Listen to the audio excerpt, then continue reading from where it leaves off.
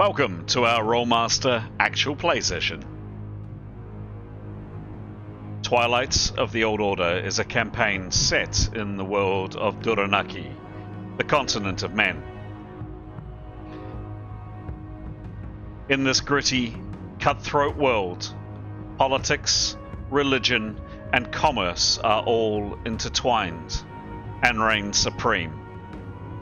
Characters need to be both smart and ruthless to survive. We hope you enjoy our story, and, as always, may the dice roll in your favor.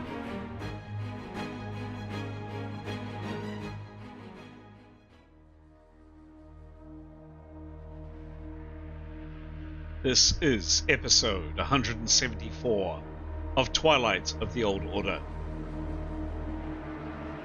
The Twilight Party, after recouping and recovering, have decided to seek out their foe, the Committee for the New Age.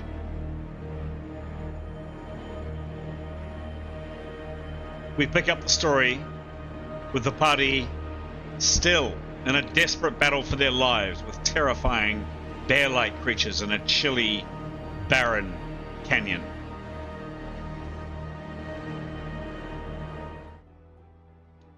Good evening. My name is Chris, alternatively known on this channel as GM Chance, and it's my great pleasure to welcome you to the tale that we are telling tonight. What tale is that? I hear you ask, gentle viewer or gentle listener. The tale that we're telling tonight is Twilight of the Old Order. It's a tabletop role-playing game using a fantastic system called Rolemaster, which originally came out as a role-playing game all the way back in the 1980s. To tell the tale tonight, we have 6 characters in play. We normally have 5 players of those 6 characters, but 2 of our group are unable to join us tonight, and a couple of their party members are very kindly picking up a character on their behalf. In a second or so, we're going to switch to the people that play these characters, the three players that are with us tonight. But before we do so, super fast from me, thank you very much indeed to all of the people that subscribe to this channel, that provide thoughts, encouragements, enthusiasm, general advice, whatever. It really is appreciated. Genuinely is appreciated. As I say each time, this is something that we'd be doing anyway, and we did do for a number of years before we switched on the camera and recorded and put these videos up on YouTube. The fact that we can record our games, that we can record our games and share our hobby and share our story with people across the world, and people seem to enjoy it, is a real treat. So thank you. The also regular refrain from us, I guess, is if you haven't already, if you've enjoyed a couple of these videos perhaps, or maybe you found us for the first time, we really would appreciate a like down below or a subscribe.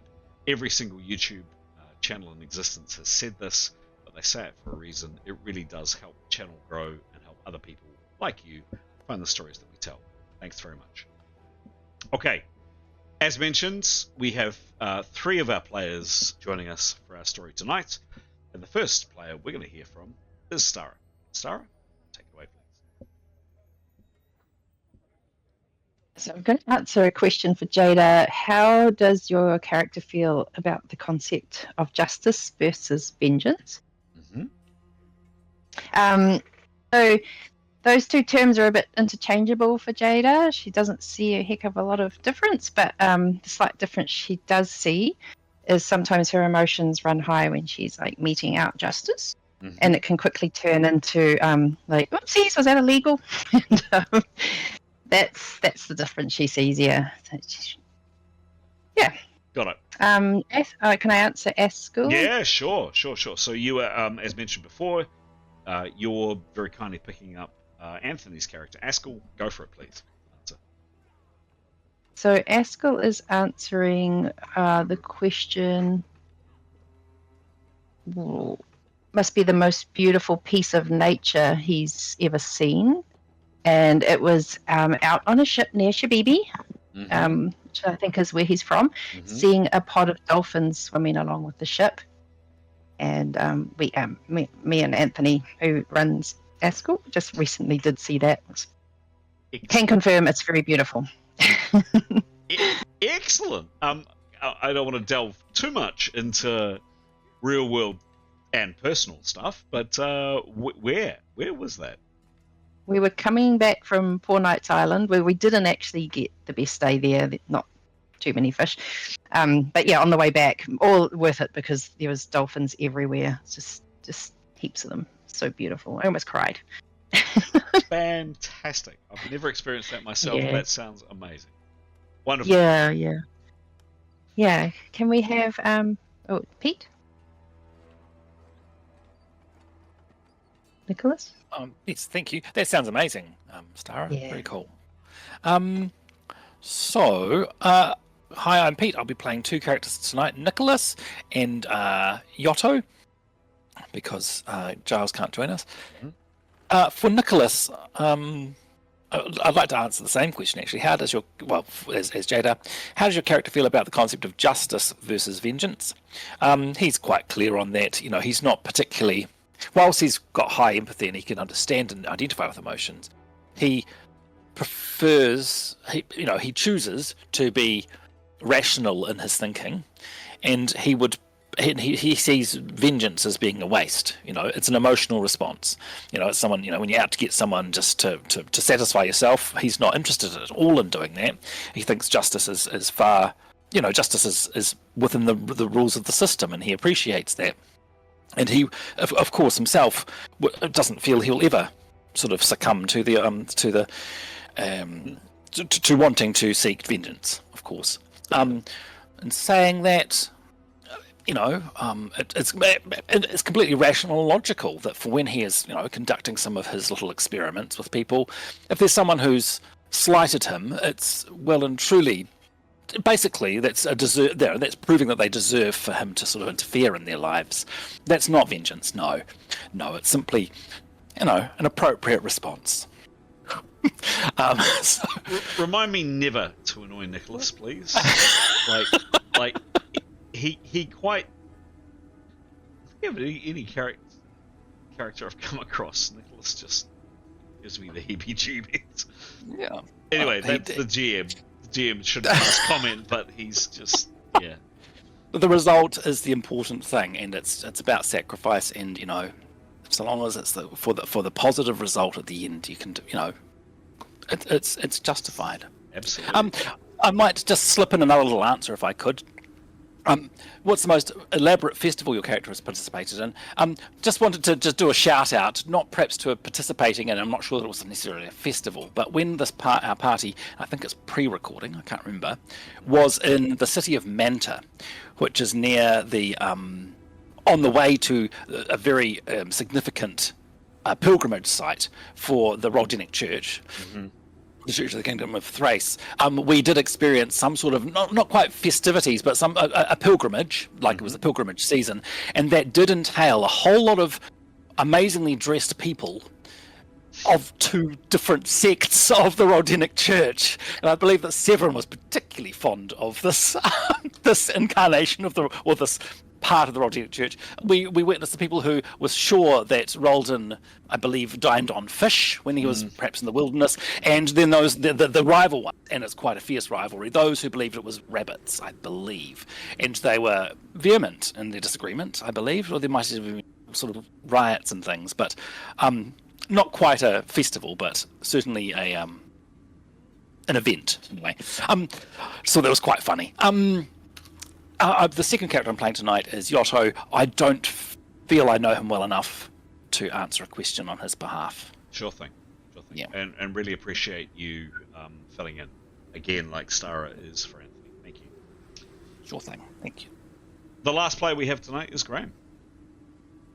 Thank you. Yes, Pete, that was great. That little instant of the fish eaters, the rabbit botherers was honestly, that finished off. I had Severin down as sort of his faith level at 15%. I think that just about declined by about 14% after that incident. Yeah, it finished him off as far as religion was concerned. Anyway, to his question, playing Severin tonight. What's this surprising discovery that your characters made during their travels? Well, I suppose when we sort of got on this mission of sorts, that we discovered that there's this terrible plot to bring down all that was great and good about the world, and bring down the old order. Severin was quite charged to sort of take up that challenge. I guess the most surprising discovery that he's made is that the old order, is tried its damnedest to sort of not help us in trying to save it, and possibly he's beginning to think isn't worth saving in many respects. But he doesn't really he obviously doesn't like a lot of what the TTP are doing. But then on the other hand, since we've come across a global network of the uber rich, not only just trying to do out the poorer people of their fair lot in life, but actually killing them. This was not, and we've had to sort of seek their help to a certain degree. It's just slightly disillusioning. And then he hears stories from the gods who are also, we're also trying to sort of maintain their presence and influence in the world, attacking and killing most of our friends, on the road randomly. So that isn't good. And then, of course, as we run across the other great institutions like the World of Duyranaki Church that Peter's just mentioned, this is just a bunch of gibbering baboons, quite honestly. So, I mean, he's sort of like, bloody hell. I mean, it's a bit of hard work saving this lot. Do they want to be saved? And why don't they bloody help us? Seems like, and we were wanted by like half the security services in the world for trying to do our bit. It's all a bit boring, It's just like, well, come on, somebody just step in and recognise that actually while you lot are bickering and throwing stuff at each other and trying to poison us in restaurants, we're trying to get on with the serious business of saving the world. So can you just all back off a bit and give us some help, for God's sake? So yeah, that's the surprising thing. As we've gone on trying to save the world has revealed itself to be not worthy of saving. Nonetheless, there's nothing better going on. He doesn't like the idea of magic leaving the world. He certainly doesn't like the idea of elves and other folk being discriminated against, or he doesn't like the idea of people being oppressed and a monolithic kind of strange new government taking over and controlling everybody's lives. So, but it's in the balance, honestly. Right, and second character, I went on a bit there. Second character, Tenya. Let's keep this short. Vengeance or justice? What does she feel about both of them? Equally valid in her mind. She's got a strong sense of vengeance. There's several people who will die eventually, and she hopes to be a part of their demise. However, she clings to some idea of concept. Justice is more a hope than anything. But no, there are several people who've turned against her family who she would very much like to stick an arrow in the back of their neck. Not to mention the people we're facing down presently. And including weird polar bears that come out of nowhere trying to eat. They can get stuffed as well. Anyway. Excellent. Can you remember the mantra of the so-called wealthy network? Not that anybody's ever really said it to you in game, apart from Tanya's benefactor Ningwen.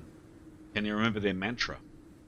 Was it eat the poor or something? I'm not sure. I can't remember. The divine right of the rich. Ah, yes. Don't know which divinities they're following there. But... Excellent. Very, very insightful, interesting comments. There we go. Well, I was going to say gentle listener, but I guess I'll just go with gentle viewer, because if you listen to this, you won't be able to see up on screen the names of the characters. So earlier on before, we showed you the 6 grayed out anonymous faces. Those are the 6 characters now named and described a little bit by 3 players that are in play tonight. And as we can see on screen, Pete has very kindly included in the Discord chat the questions which are sent out to the players to mull over before we play on a given day. Very good. Pete, can we now turn to you to provide a very quick, and let's just breathe through it because we are in the middle of a fight which has been going on for a couple of sessions. So just a very quick update on what happened with your unbearable situation last time. My goodness. Very nice pun there, well crafted. Thank you. So yes, we're as Chris said, in the midst of combat with these sort of very odd polar bears. We started the last session with Severin and Jada up on the top of one of the cliffs there. They can both fly. Severin bleeding quite badly, and Jada sort of was a bit stunned, but there to try and help him. We've got Tanya sort of flying around down, sort of trying to distract one of the bears attacking us. We have Askell still under the rock illusion in the cleft there, bleeding a bit and trying to get his magic to work throughout the session, trying to fly out of there. These bears are very, very quick, and I guess the consensus by observation is that we don't want to be on the same ground with them really. Throughout the session, several stuff happened. So Jada managed to stop Severin's bleeding, which is mostly, but he's bleeding at 1 hit per round, but putting pressure on it, so not bleeding at the moment. He is not in a good state. Nicholas sort of went and investigated because they'd called out to him because he's got a stop bleeding spell. So when they thought that Jada's magic wasn't going to quite work, he flew around to go and say, "Hi, what did you want me for?" And they said, "Oh, we've got it sorted." And so he flew back. So he's gone back to where he was. One of the bears is, as you can see on the screen, there's Nicholas there. One of the bears is near Tanya on the rock wall. They can sink their talons into the rock and move around, which is quite alarming. But Tanya's had a fly spell cast on her, and there she is offshore of the bear, firing at it. Good on you, Tanya. That bear also took a wonderful shot from Yotto. So Yotto had been on the top of the rock rather than hiding in the cleft with the rest of us, and he had been preparing for a while. And he did I rolled it, but well done, Yotto, for preparing. Did a really good firebolt to that same bear that Tanya's been firing at in the last session. I think it certainly felt it, and it singed it quite a lot, but didn't seem to disable it. But well done, Yotto, for doing a bit of a shot there. There was a bear that had apparently been stalking Yotto as well, and he was lucky to have sort of decided to, I think he heard it, or had decided to fly up into empty space, basically. And you can see it to the right there, the other one that was after Yotto, but once Yotto was out of his reach, has run back round and is looking at Severin and Tanya on their sort of plateau bit there. I think that's sort of where we were up to. Perfect. Thanks, Pete. Yep. I believe that's where characters were. It turns out I'm usually pretty good at saving the map, so we started in exactly the same place. On this particular occasion, I didn't save it. Incorrectly saved it. I think everybody is in pretty much the same place. Does that look about right to all of you? There's no particular changes that's needed, or any other kind of qualifying questions before we continue? I thought that we were we'd all just flown to the very top of the cliffs. Actually, didn't we? I forgot to mention that. Nice try, Pete. No, looks right to me. Yep. Cool. Very good. Very good. All right. Let's go. If we are ready to go, let's start the game.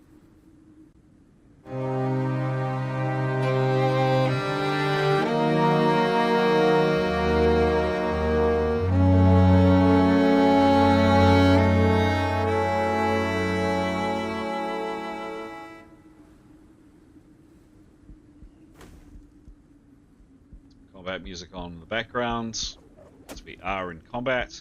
We are going into rounds. I think it was 40 whole seconds last time. Quite a complex and brutal fight. So going into a new encounter, technically going into initiative. I don't believe the exact. Let's try it again. There you go. That's what we're after. New encounter. Initiative. I don't believe anybody has an arrow on the string. I think Tanya is shooting snapshots, which I very generously, Graham, didn't minus 25 from, but I will remember to do it this time if she's continuing to do that. And unless somebody says anything, we're off.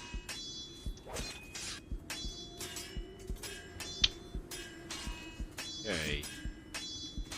Let's have a look here.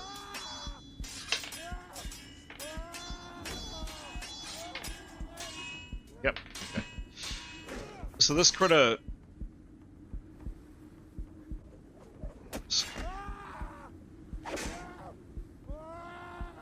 Is this... I think it must be... Yes, it is. Tanya and... Sorry, Jada and Severin, you're obviously aware of this creature and you've been keeping your eye on it. And indeed, yes, you see it emerge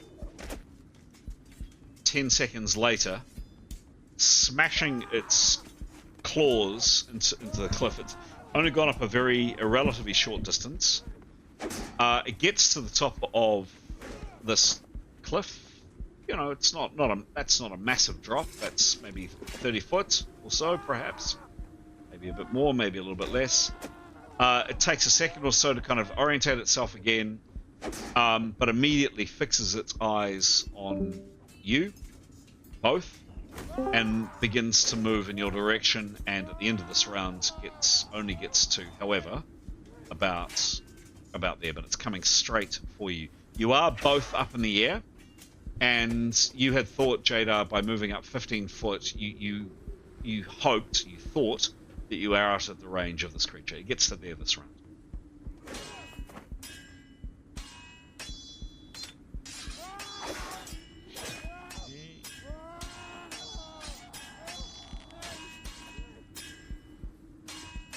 Jada, it is your turn. What do you do? Fly as fast as I can. Okay. Up, out, where? Up. I'm trying to get away from the bears, so up the top ledge, so I can land. My plan is I want to land and then help Severin stop bleeding.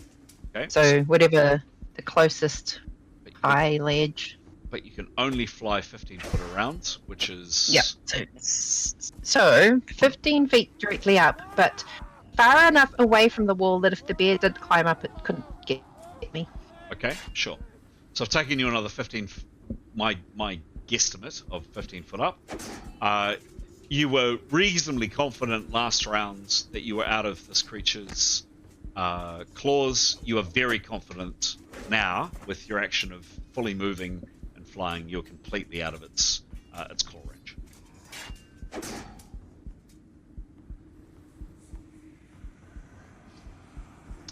This one here, Tanya, the one in front of you.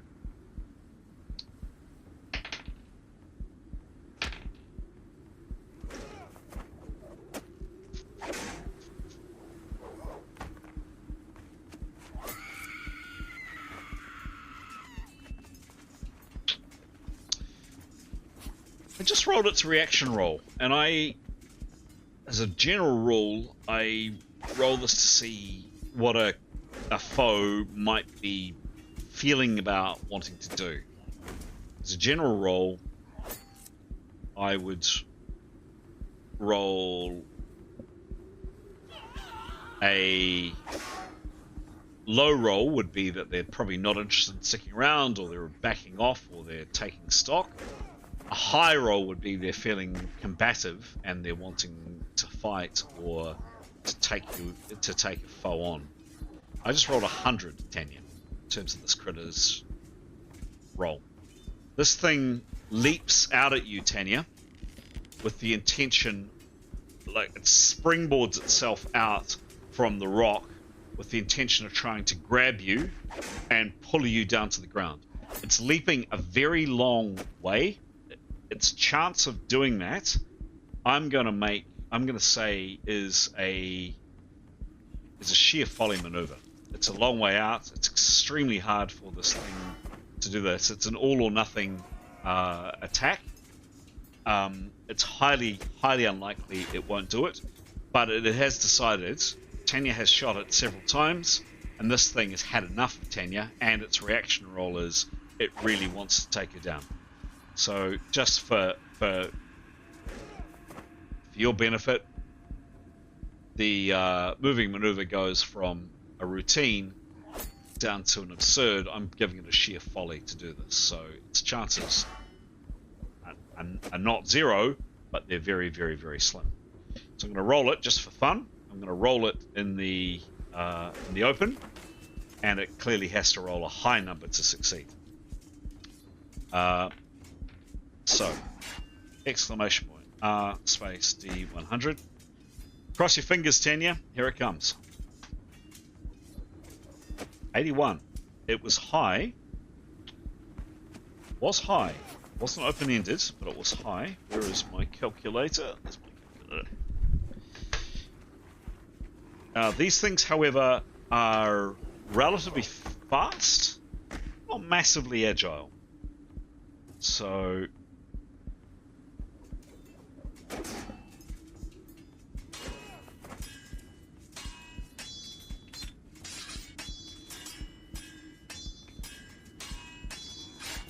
okay. Tanya, it has it did roll well, however. So it leaps using its powerful hind legs.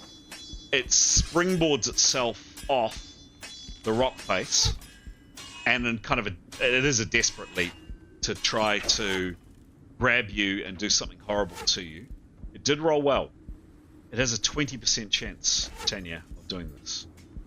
Highly unlikely, but possible. If it rolls if it rolls 20 or under, Tanya's got a problem. Exclamation mark. R space D 100 is the result.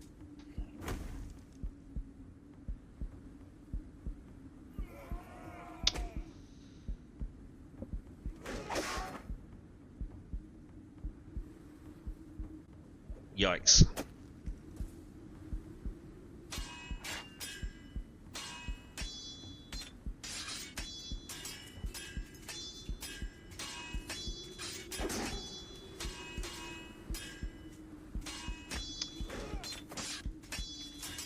This thing leaps off using its back, very, very powerful back legs as leverage, and it leaps out into space, a distance of 12 foot, maybe not quite that.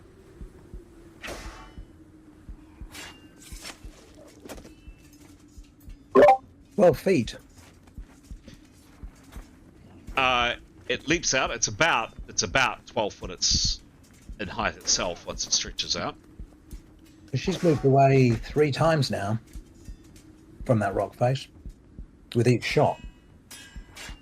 And she's still only 12 feet from the edge. Okay.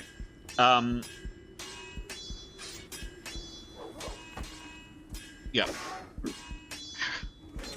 Kind of hoping we weren't going to rules low this, but okay. So how far can she move in a round? As I said, what I will say is I did make a mistake in saving the map, so I may not have placed her as that's true actually. I may not have placed her as accurately as I could have. So how far can she move in around? Or sorry, no, 10%. 10% because she was firing yes. and moving. So she has a 10% action. So how far yes. can she move each round? So I believe she had 3 goes at moving away from the wall. So what? I can't remember. What's the movement rate? So her fly spell is 75 foot per round. So 7.5 times 3. 7.5 is 10% of 75. Yeah.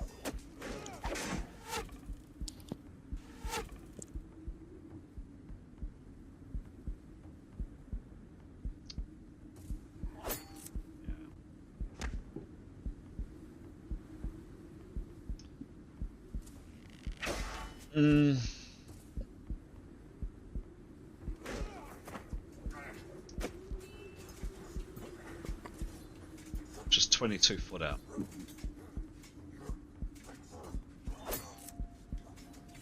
Wow. Yeah. 22 feet from wherever she started. I mean, she wasn't right up against the rock face. But...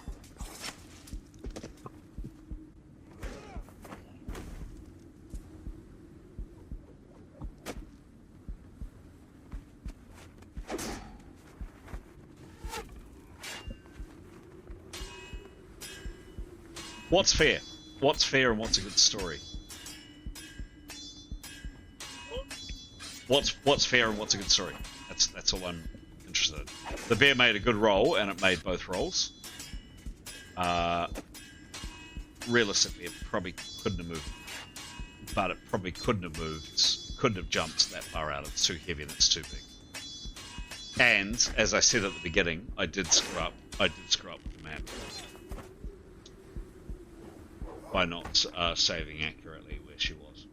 What's fair? You guys tell me. Oh, I think that's fair. I mean, so all I can tell you is that was Tenya's worry, and so she was actively getting away from the wall, for that reason, that very reason, obviously. That's why she did it 3 times. For such a great role for the bear, can it just do something else that, like a roar, or it throw something, I don't know, without jumping on him? Yeah, great suggestion. Great suggestion. Thank you.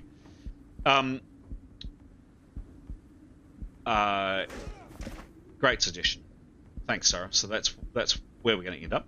So as a happy compromise. So yes, Graham, Tanya did move back, and yes, it was my fault for not saving. I usually do. I usually religiously save the map at the end of each session. I just saved it incorrectly last time, so I put characters back where I thought they were. So technically, yes, your character may not have been exactly where it is. So let's go with this. Let's go with this as a compromise. Let's go. This critter does leap out a preposterously long distance. It misses Tanya, doesn't hit her, but it gets close enough that she has to swerve for 1 round. It lands with a thud, missing Tanya. Lands with a thud, missing Tanya, and as a result, Tanya is out of action 1 round. Disjointed 1 round.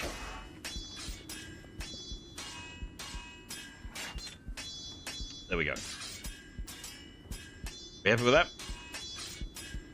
Yep. Cool. Very good. Okay. That was a pretty amazing rolling by the critter. So it's now down on the ground, pretty much at your feet, Tanya.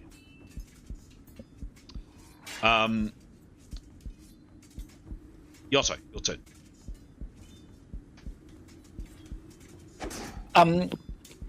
So Yotto suddenly realizes he does have a longbow. Last time he didn't realize that. It's not on the equipment tracker, but our recent items have been allocated to him. There's the double arrow shot longbow. Oh, yes. Yep. Yes. So yeah, and it has been allocated to him in party items. So I forgot to check there last time. He would like to. He's going to move towards the one on the ledge. Oh well, can he do a simultaneous action of flying and getting out his longbow to string it? Yep. Yes, he can. Yep. Cool. So he'd like to move. He wants to stay well out of range, please. I mean, he can only move 30 foot, but yeah, he's going to be moving in. So he's wanting to catch its attention, essentially, the one on the ledge. About there. Yep. Thank you. But yeah, and so it takes how long to? Because I'm pretty sure it would be unstrung. I don't think it's not his primary weapon. So 2 rounds. So he's spending a round, this round moving, and he can take it out. Cool. Thank you. I still don't actually know where characters carry along bow, because it's a really big piece of wood. I would imagine he's carrying it in his hand. Sure. He'd have to, as with Tanya, because it's like a spear. It's the length of a spear. It's not something you can just kind of stick. I don't think it's something you can stick on your back. So he's got it in his hand.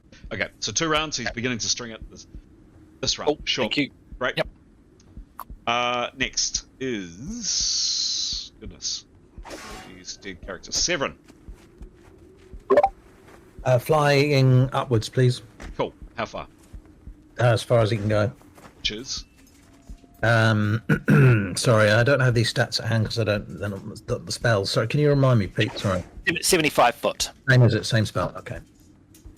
75. Did I?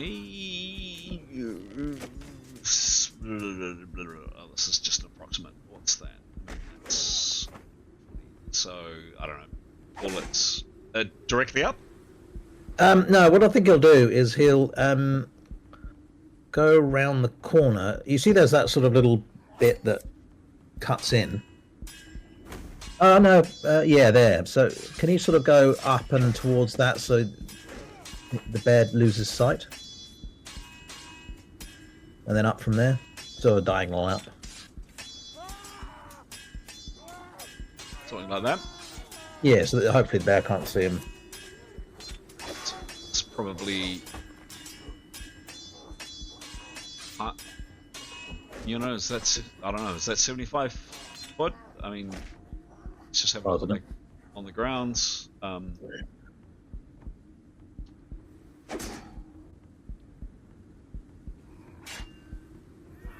That's 60 from on the crib on the ground, the bear on the grounds, to the downed horse. 70. There you go. There's 70. So that kind of distance. Yep. Is that about right from there to there, maybe? Yeah, maybe. Okay, cool. So yes, you're now out of sight of the creature that's just arrived. Done. But holding onto his side as he's coming up. Askell. Yes.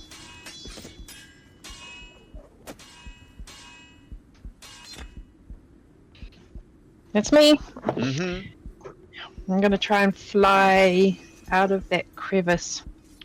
And poke my head out to see what's going on out there.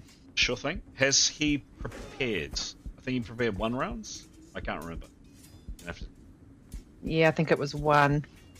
Okay. I'll prepare again. Preparing again. Need all that. Yeah, because what will happen if I am successful? Do I fly really, really slowly or something? Yeah, that was the question I came into to Pete's asking. Yeah, I think so. The negative 55 applies to everything the character does. It applies to casting spells. It applies to movement. It applies to a social role. It applies to everything. What it's trying to simulate is pain and shock. So he's just been smacked around the face by a bear, and he's cold and he's feeling a bit kind of weird. It's trying to simulate that he's just really bad at doing everything, basically. So it would unfortunately count to his spell roll, and it would count to his movement. So yes, his movement would have proportionate amount. So negative 55, whatever that is, to his base movement rate, or whatever that is for the spell. So yes, he'll be reduced by the spell too. Yikes. So he's preparing for a second Yeah. round. Second round? Okay. Mm-hmm. Cool. Okay. Tanya, you are, call it, stunned out of action this round. I'll give you 50% action if you want to act. 40% action if you want to act. Well, if she can put an arrow on the string, she will. Can't remember. Hang on, let me have a look. Longbow's 80% to load. Okay, she won't do that then. She can make a start. Yeah, I'll get the arrow out. Okay. I don't know what that how you break that down, but Yep. yeah, she'll start the process anyway. Okay. Okay.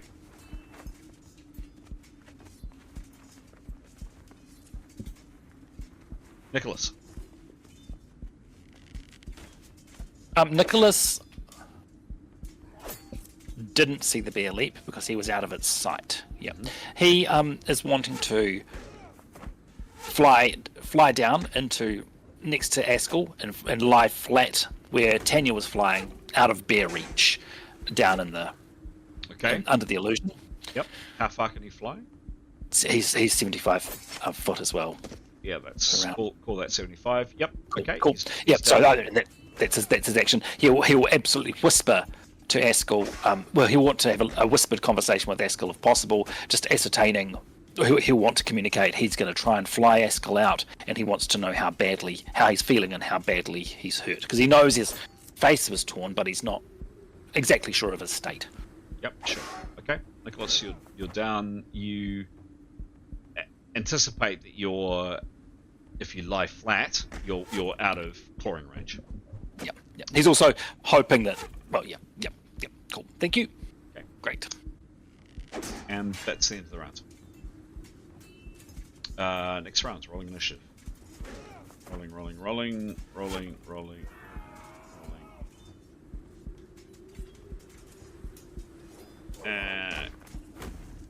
Okay.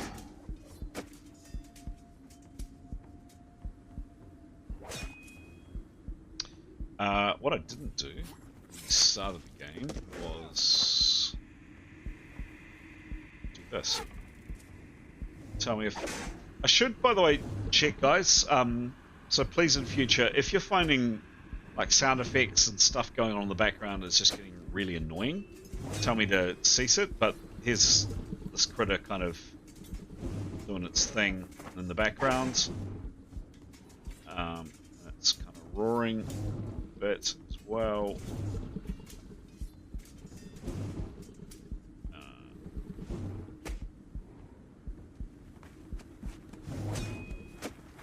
Second.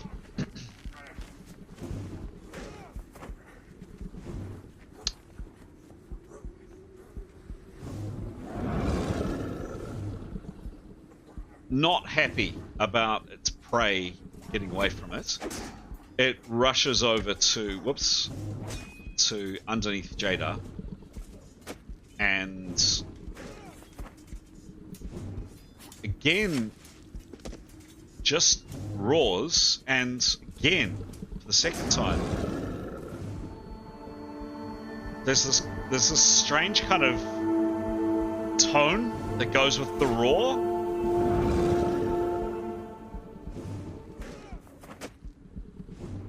It really odd, you know, the bellow of a ferocious, dangerous animal, and then this kind of, I don't know, something going on behind it. Anyway, it's underneath Jada, and that's what it does this round.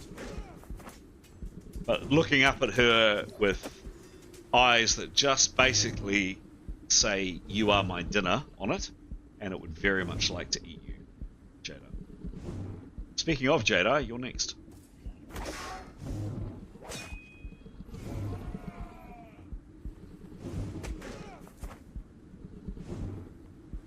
What's happening, Jada?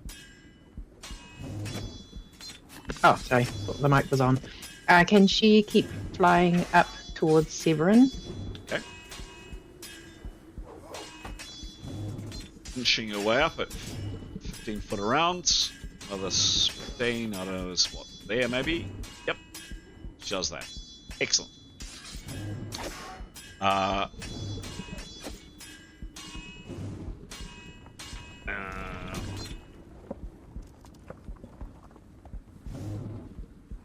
This creature below you, Tanya,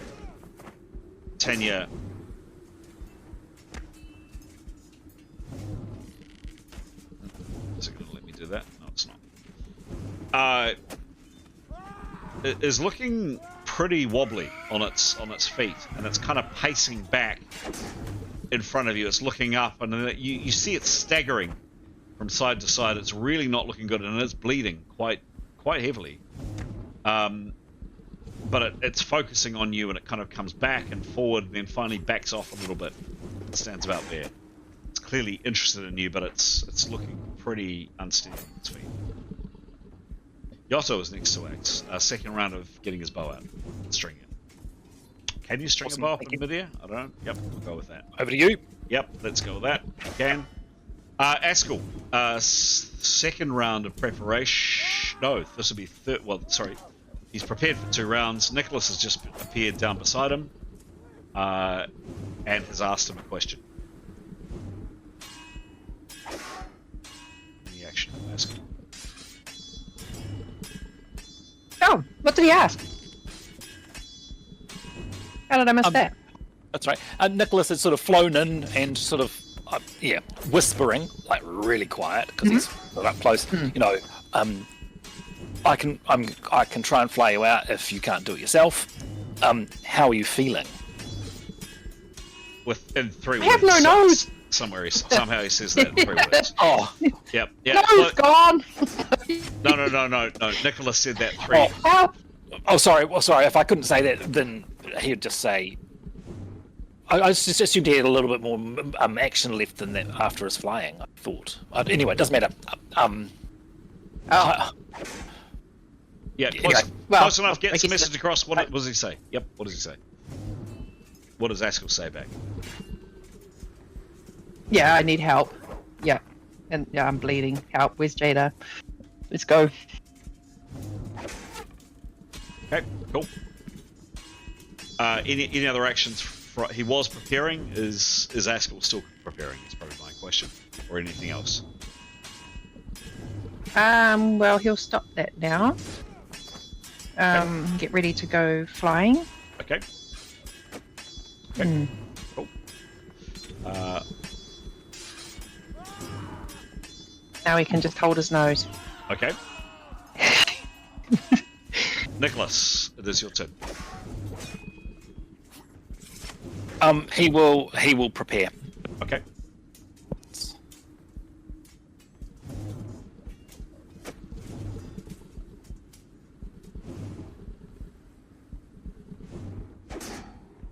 Seven.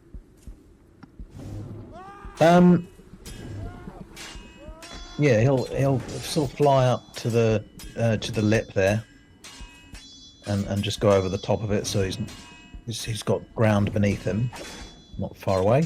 Not that far. It doesn't have to be that far up. Just over a bit.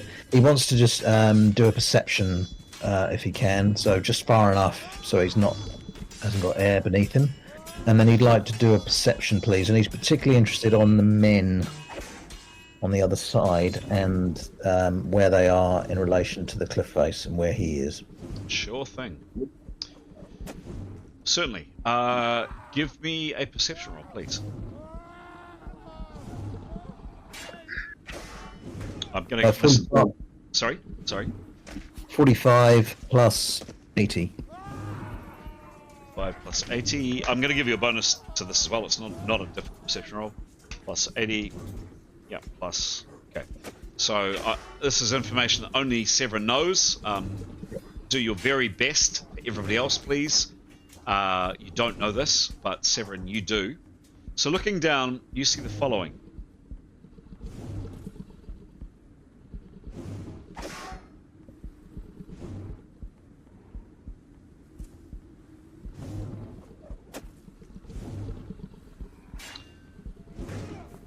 Two men have emerged, or are moving away in this direction. One very clearly has a bow out, the other has a sword and shield. The first one is dressed in black, you do pick up. They're moving cautiously along and they're going up this incline the same way that their horses went. Moved a couple of rounds. They're probably about a couple of rounds there. Back behind them, several things. Firstly,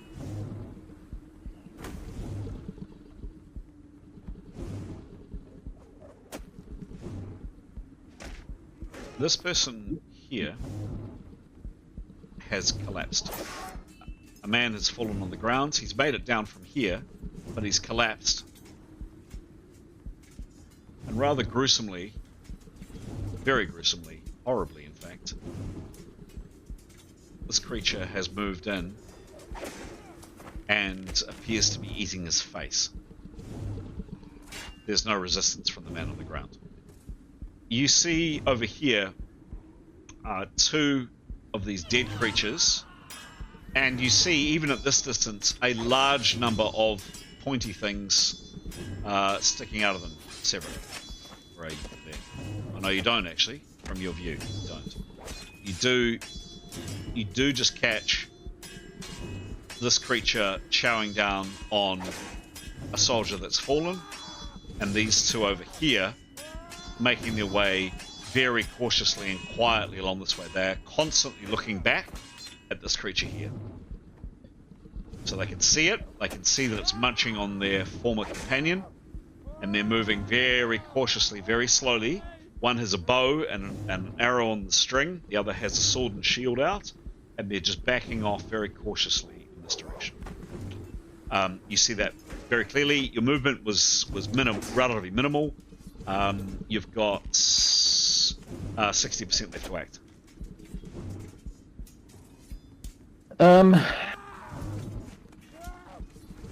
Well, I'm not in a position to do anything really, so I'll just wait for Jada to come along. Well, actually, I suppose he ought to keep an eye on what's going on. He'll move. You see that ledge in front of him? If he's got some fly time, he'll sort of float above that so that Jada can see him, and then he'll wait for Jada to catch up. Okay. One last thing. The two men, as they're moving away, and they're going in this direction. They are absolutely predominantly glancing at the predator eating their friend. They do, from both of them, from time to time, look up in your direction. You think they've seen you. Yep. Not much I can do about that. Okay. So you're wanting to come down here, is that right? Over there, yeah. Just so that Jada can... She's travelling obviously much slower. And so they used to keep an eye on what that bear and Jada's doing. Okay.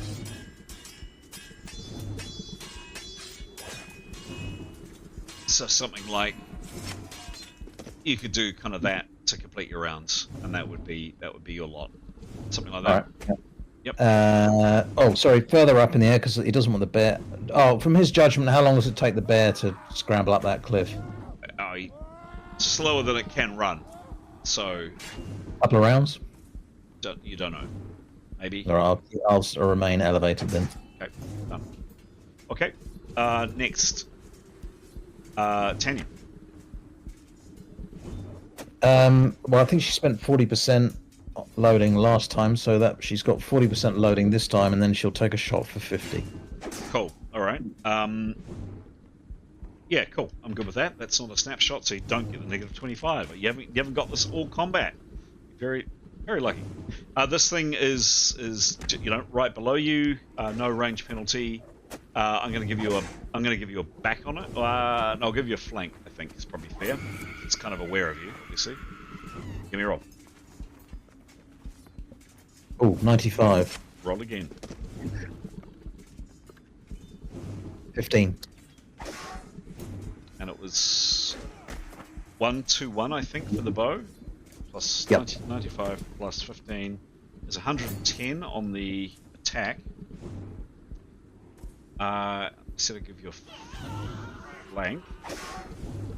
That is a very solid 191. 191 minus 15 is 41.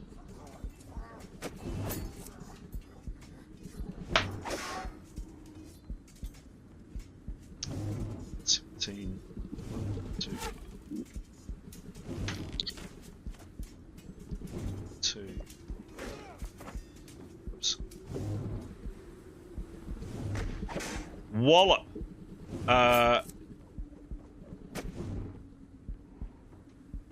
26 in a E and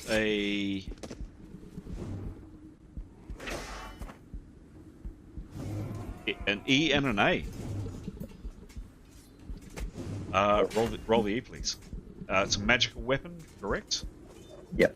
Oh, roll. 63. 63 was so close. 63. 25 hits, and then the actually the A is neglected because it's a large creature. Hi. As it happens, completely irrelevant. What happens, please? How do you want to do this, Tanya? Put the thing let's just silently thud it through the brain and just let it fall to the ground. That is exactly what happens. And this thing collapses on its side. Very, very dead. Nice work, Tanya. That is killed 15th level. Tough critters. Nice going. I'm going to say with the remainder of your... Yes, yay, indeed. Thank you. I think we need some... what have we got here? We've got one of those. Well, we're playing lawn bowls. Yes, a bit of lawn bowls. Good shot. Yes. Yes, good shot. Yes, jolly good. Excellent shooting. It goes down. I'm going to say, Tanya, with the remainder of your rounds to load and your firing, that is definitely you done. But nice shooting. And that is the end of the round. And they are tough critters. Initiative. Rolling initiative.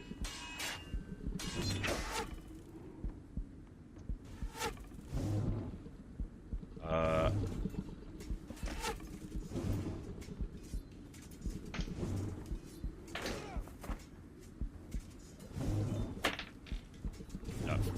Okay. Jada, what are you doing, please? You've now seen Severin emerge. You saw him disappear around this corner and go up, and then you've now seen him appear here.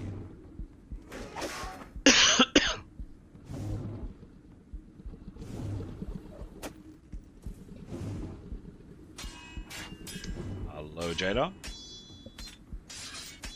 Oh, what? She'll go straight towards him. Okay.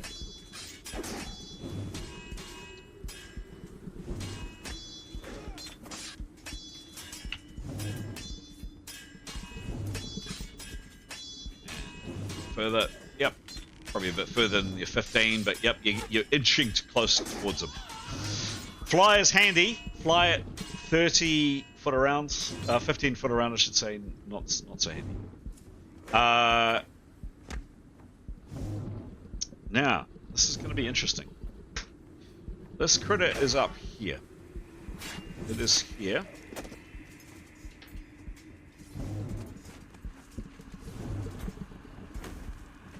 What does it see? And oh, interesting. It is pacing, however. It is pacing around. So I'm gonna say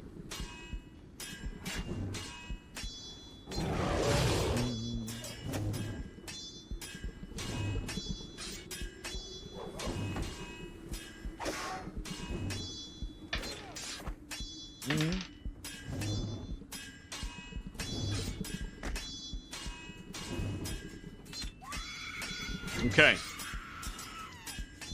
This creature shaking its head around, it's been kind of pacing up and down in front of you, Jada, and it's increasingly seeing its prey escaping. You just keep on going up, and this one up here just keeps on going.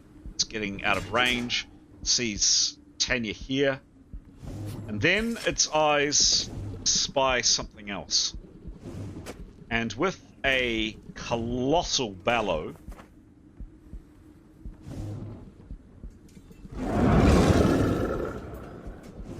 it turns and focuses and sees prey on the ground.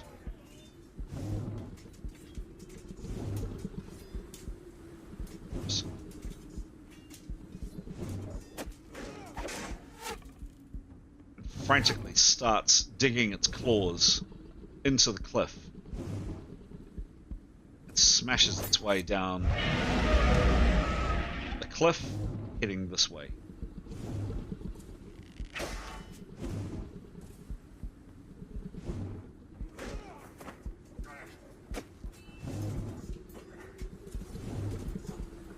Yotto, you see it dig its claws in, and it rushes down the cliff, and is here and moving at pace.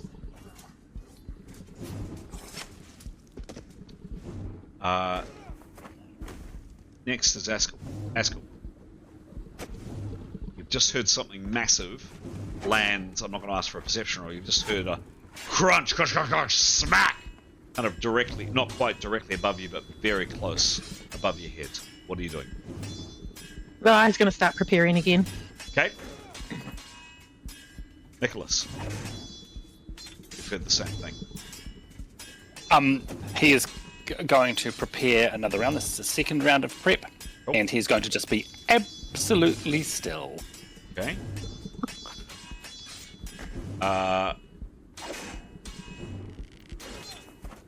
Yotto, you've now spent 2 rounds stringing a bow. Bow is strung. You'll need to load it, of course, or you could snap, or you could snap fire. No, we can't. Okay. All right. There you go. He's got a skill of 30, so Okay. negative 20 for snapfire, negative 10 for being for feeling odd. Yep. Got it. No, he will load, please. Cool. Done. 7. Right. Well, I think he's going to just sort of. He's seen the creature move away, Yes. Yep. so I think he's going to sort of drift down towards the. He's not going to cancel his fly, but he's going to drift down to the platform and await Jada. Okay. And while he waits, he'll just keep scanning around, Okay. searching for stuff. Okay. Cool. All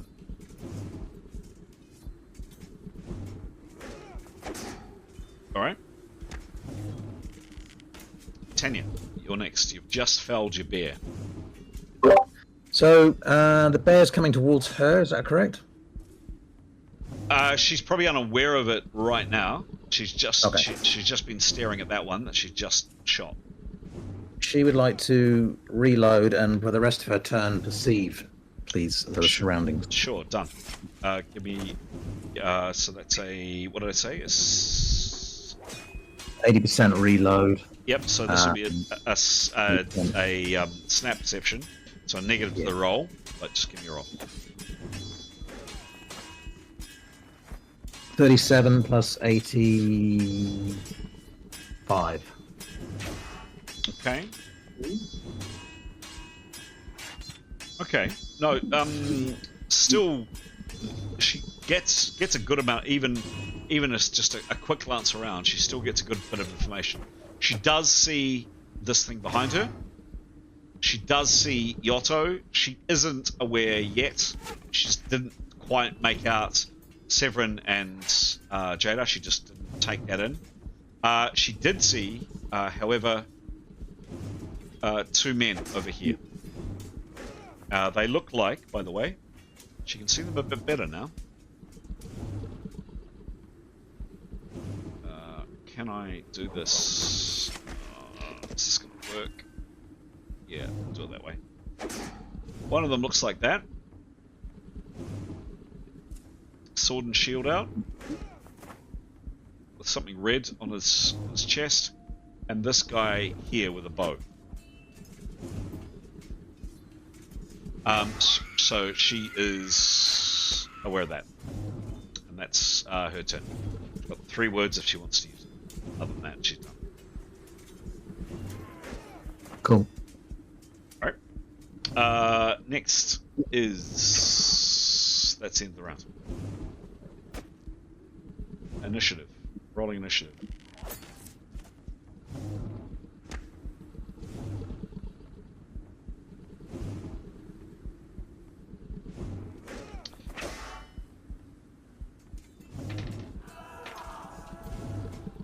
This creature up here rockets down. It's moving fast down the slope. And it just beelines down onto the flat. And my god, it's running fast. Easily covering a couple of hundred feet in a turn.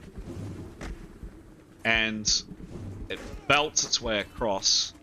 And by this stage, the two men over here... Whoops. Didn't see where I put it. Where did I put it? Oh no! Did I put it into the ground? I think I did. Did anybody see where I put it? Yes, it did. There it is.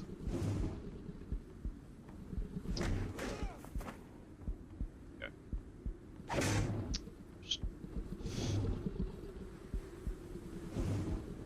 The two men over here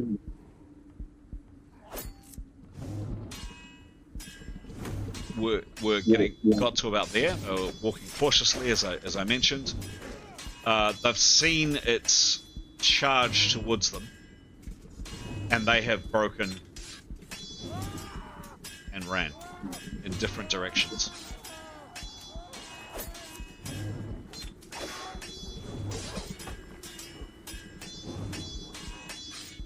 One is running this way, back this way. And the other is trying to run up this hill. Oops.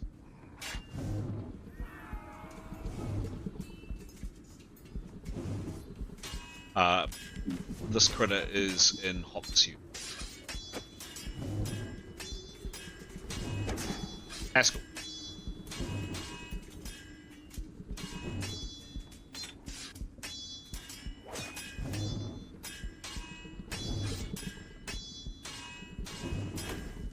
Eskel wants to prepare for one more time.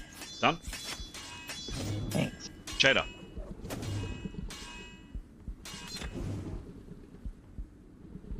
Oh, yep. So I've still got some distance to go.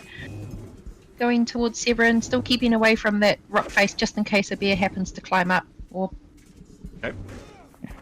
Let's get and some out towards there. him. Next, Nearly there. I'm gonna say next round you'll be there.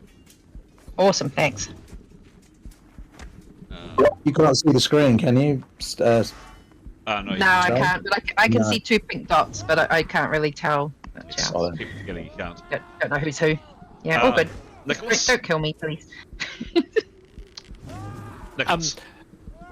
Nicholas will prepare as well. Can I assume that both he and, well, Nicholas has heard the bear that we heard coming towards us go past? Yes. Fair to say, yeah. So he'll very quietly breathe a sigh of relief. Okay. Then prepare. Okay, done. Giotto, you now have an arrow on the string. Great. He flies at. Oh, actually, sorry. I think it's 30 foot per round here. He will start flying over towards Tanya. Actually, Okay. he'll fly down. He doesn't need to be that high, but he'll start flying towards Tanya. Actually, no. So what am I talking about? He's seen that he will have clocked the bear going, but he hasn't seen where it's going to. Correct? I think at the speed it's going, it's probably captured his attention. He's probably taken in the fact that it's running this direction, and he's at least picked up there's someone over here. Okay, cool. Okay, so then yeah, he'll be looking in that direction as he flies towards Tanya, please. Okay. So 30 foot or so gets to about there, down a smidge, so kind of there-ish. Is that good? Yep. Okay. Yeah. Okay. Yeah. Cool. Severin?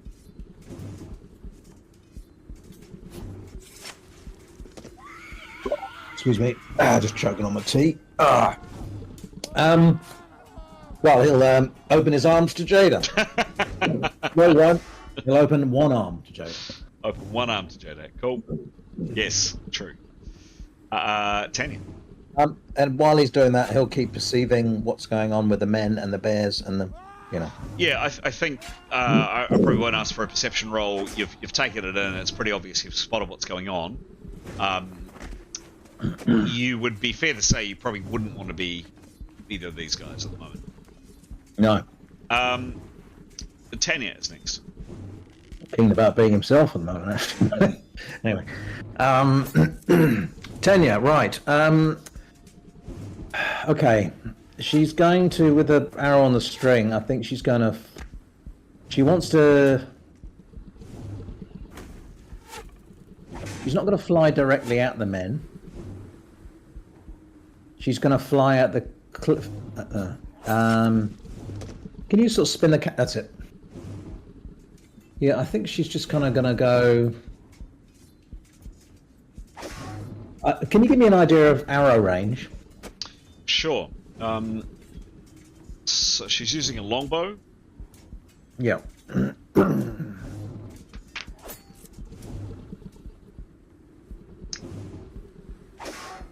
A longbow fires, just for your reference, less than 10 foot is plus 20.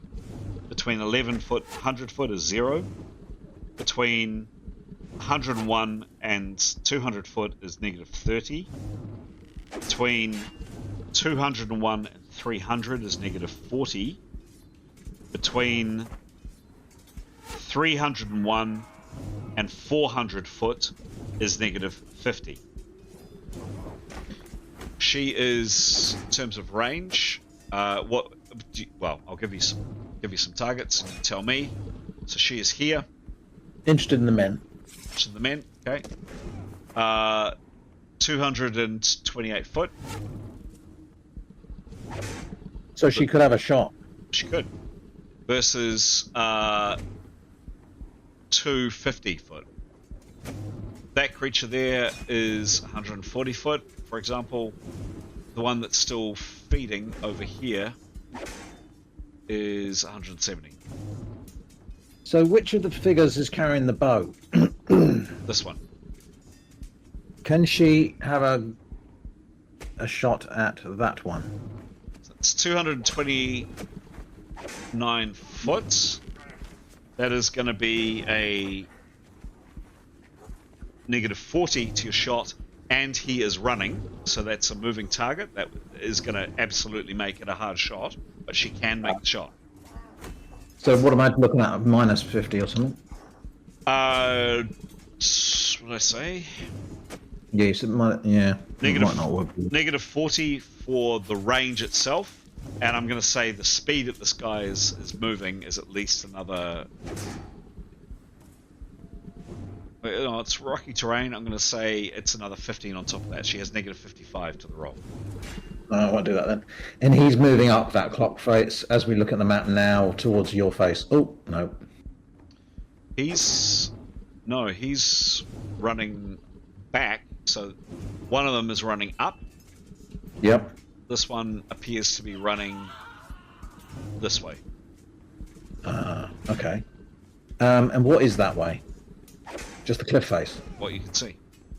Right, okay, I'm less worried about him then. Oh no, the bear is going to probably go for the one that's going up the... Well, I guess she's going to...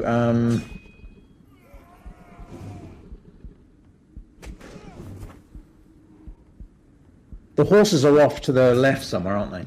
Horses are gone. Well gone. Oh, okay. Well gone. Long time ago. They bolted. There were four of them. The four that dismounted over here, of which two are surviving, this one here and this one. And the horses ran off a long time ago out here, and you could probably catch just the vague sounds of them as they've run out this valley here. Great. So she's going to fly then towards, you know, where the bear's eating the remains. Yep. She's going to fly in that direction. Okay. How far can she fly again? Is it 75? 75. Okay. So this could actually be quite important, so we will do the whole measuring thing. Oops. 75 is there. fine. Okay. Let's just move her. Oops. Can I get her? Oh.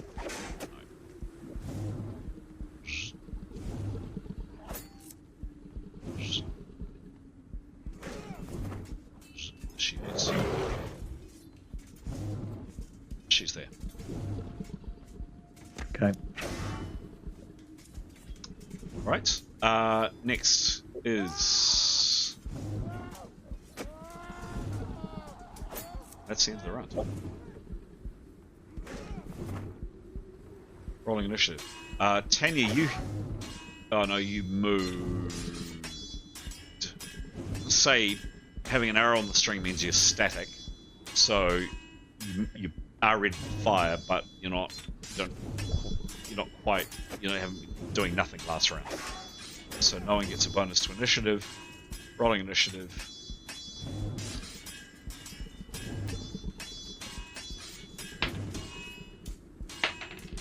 Oh god. Yeah. Okay. That was a 85. What's the distance? Oh, easy.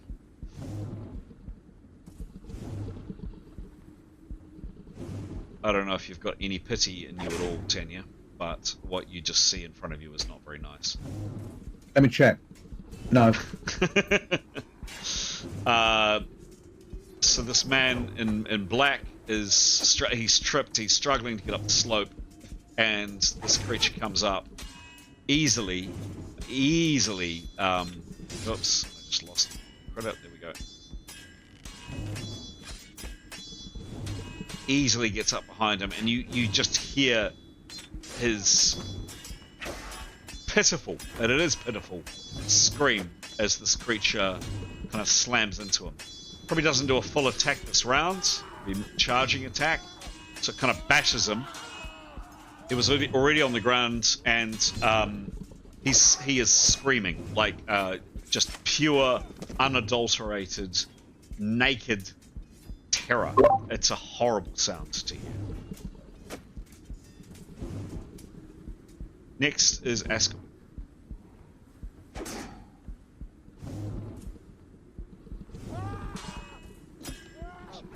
Can Askell go after Nicholas? Yep. Okay. So waiting for Nicholas's action. Okay, I'll do Yeah. that. Jada, you spend your last 30 foot, and you are now in Severin's. I was going to say arms. Let's go with arm. You are now both. You are now both up on the ledge together. Okay, I'm gonna prepare to cast a healing spell on him. That will be next round. That's not So your move this 90%. Oh, because I've been flying. Oh, right. round. So you can Okay, well, start your help preparation him next with- round. Yep. yeah, okay. I'll help with what I can help, first aid or whatever, while I'm there waiting. Okay, you pat him on the head and say, there, little lamb. Oh, here, yeah. You'll be okay. Yep, that's it. You spit on your handkerchief and wipe some of the blood off. Ew, I would never do that. Okay, Nicholas. Nicholas, what are you doing, please? Oh, damn it. I moved the wrong counter. I moved Yotto. Sorry. Tanya. To Tanya. Apologies. Yotto, you were kind of there-ish, something like that. Yeah. Yep. Tanya, you were a bit further then. So something like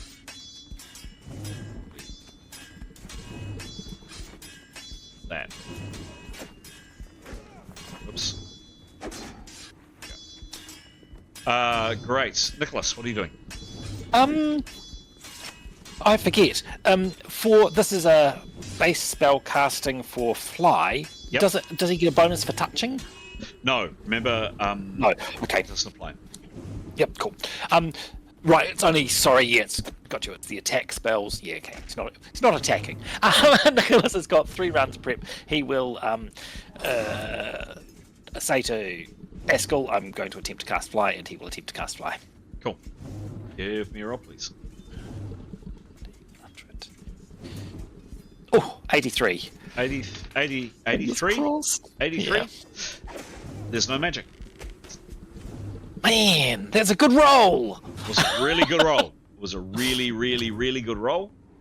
Magic just doesn't exist for Nicholas right now. Just none. He'll say, no, it's not working for me. And, yeah. Try in 20 minutes. Yosso, you're next. You were catching up with Tanya, and she's now sped off. He will.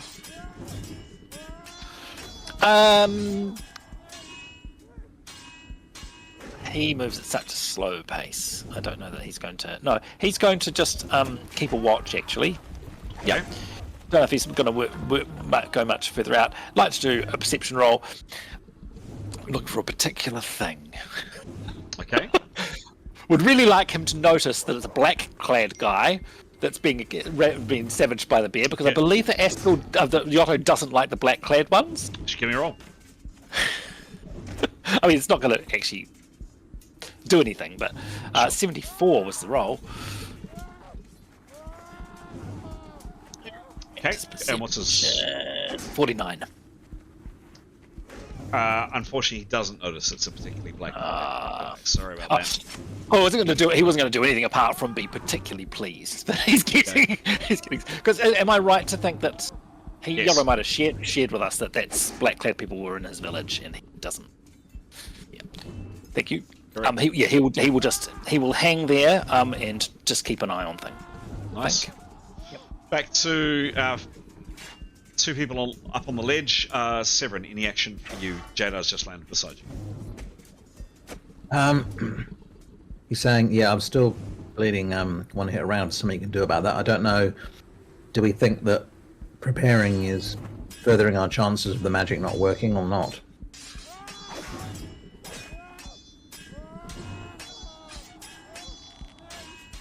But yes, he's ready to receive. He'll keep an eye while Jada ponders that. He will keep an eye on events going on over the other side of the valley. Done. Okay. Speaking of events over the other side of the valley, probably out of Severin's view, I think. Is it? Oops. Let's see. Yes. Probably. No. Maybe just makes out Tanya, at least the beginning of her action this round. What's she doing, please? Can you give me a view on the archer who's running away? Yep. He's about there. And he's scrambling up. Scrambling across really, really rugged terrain here. You can just kind of see it on the screen. He's not making much progress, and he hasn't actually acted this round. Can I shoot him now? Yeah, sure. What sort of minus would I have? 165.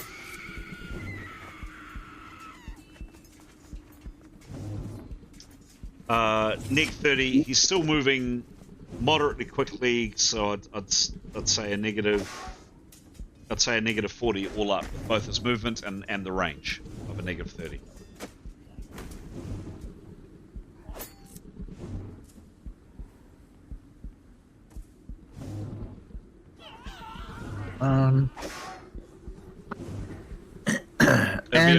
It'll be a flank attack if that helps you at all. All right, I'll do that. I'll have a crack then. Okay, sure. Tanya on. Aim carefully, Tanya. Yep. Oh, for fuck's sake. 5. 5? Is that a fumble? That is a fumble with a longbow. Give me a roll, please. Excellent. How low can you go? 26. 26, not bad.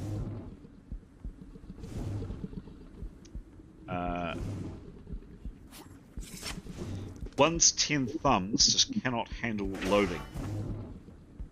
You lose your action for this round. That's it. Could be a lot worse. Good. Could have shot myself. Could have shot yourself. It does happen in this game.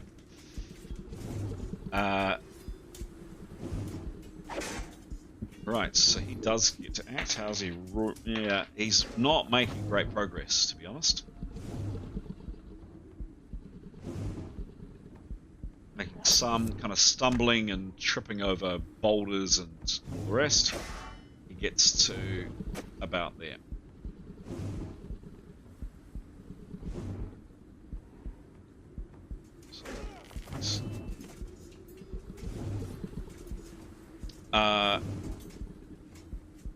That's the end of the round. Rolling initiative.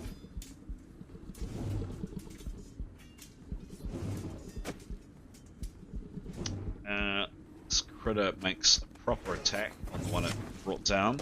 With 84. Okay.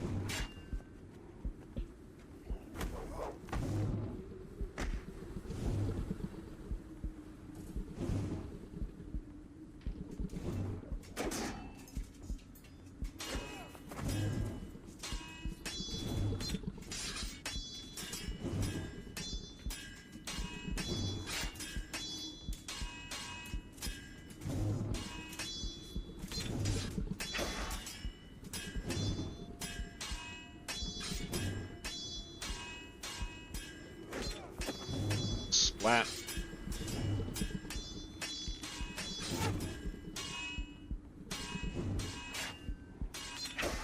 And then the second attack.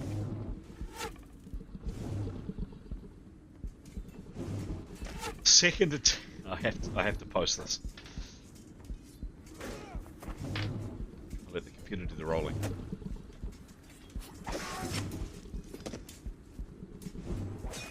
Check this out.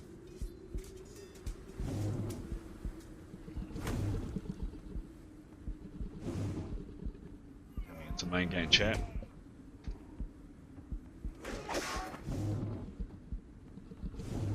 It is going to be a little bit more than a B. Oh my god, that's two open-ended. 97 followed by 98, followed by an 82. Correct. Jeepers creep. Oh dear. Bloody hell. Yep. Far out. What's BP? That ladder is falling up. B puncture. It's going to be. There's going to be more than that. Now, I have some rules on how to handle breaking 500. This is large. Only applies. Right. So, okay, this is going to take. I'm not going to do it too much for this.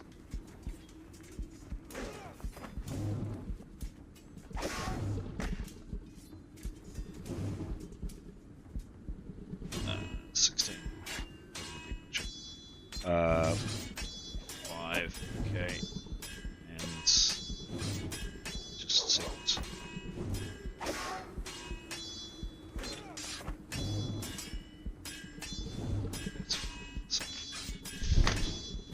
That is utterly brutal.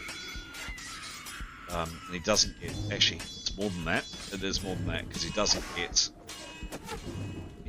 his DB, he doesn't get his shield.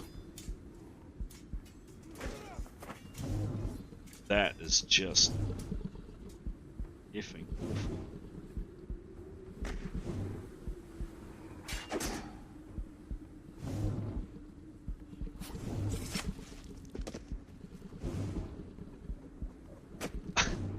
So in it's what did I say? It's half.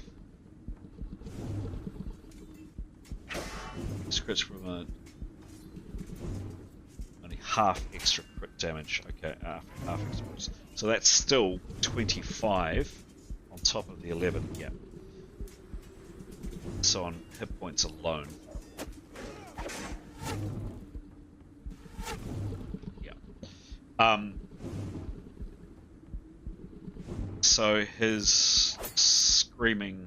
I'm not going to go into the gory details, but his petrified screaming was well worthwhile. That is a hell of a result.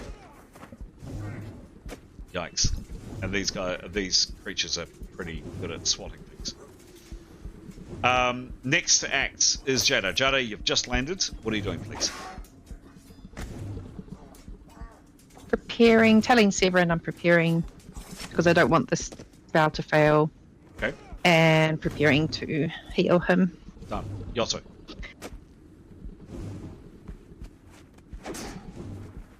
I guess he'll wince. Oh, do that like oh. You think you actually heard the skull implode from here? Oh man. Through a metal helmet. Yeah, he's gonna he's going to do a full perception around. He is looking for knows where Tanya is, I believe. He's looking for the rest of his group. He probably should have done that earlier, actually. Okay, give me a roll, please. You'll have a bonus to this. Cool. Oopsies. Roll of 46. Yep. He's taken in the immediate situation around him. He is aware of. Let's see from there. Probably maybe just make out the creature feeding over here. He sees Tanya there, and he is aware of Jada and Severin above. Cool, thank you. He will start making his way to Jada and Severin. Okay, cool. He would like to go around the non-creature way. Out of the sight of creatures as much as possible, please. Okay. So we'll inch him on that journey just in case. So he's traveling only a 30 foot, so yeah, I'm being a bit generous there, but that's fine. Cool. Thanks. Okay.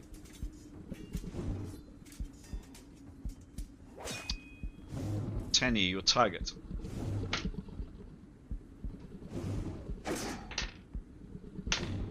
Rolls quite well, and with a burst of speed,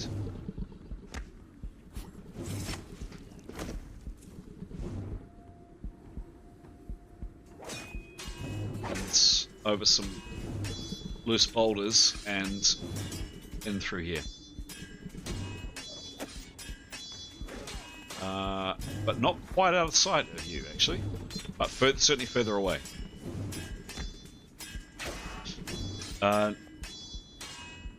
Askell. Askell will try and cast Flyer on himself since Nicholas's one didn't work. You're prepared for 2 rounds. This is plus 0 to the roll. You do have negative 55. Oh, I thought I was at 3. So one more then. One more. Okay. Okay, one more. Sure. Yeah. Sure thing. Nicholas. He will prepare. Okay. Please. Tanya.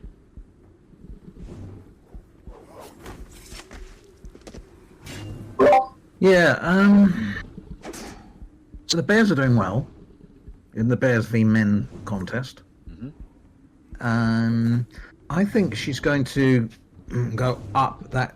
You see where that bear's gorging on the thingy? She's going to go above the bear and up that cliff face there, so she can't be seen by the bear that's just taken out the man, if that's possible. Yep. So she could go kind of here and here and up. Is that what you're talking about? Yeah, so the bear can't. the bear that's gorging. Sorry, the bear that's just killed the man can't see her. She doesn't want to lead necessarily be that bear's next target. She's sort of hoping that the bear might pick up the scent of the second man. Okay. So she's going to go up over that ridge, and then I think keep an eye on the man. Okay, so she's there. Okay. 7. He's going to just keep his eye on what's going on as best he can in terms of watching Tenya, watching Yotto, watching what's going on, and otherwise patiently waiting for first day. Next round.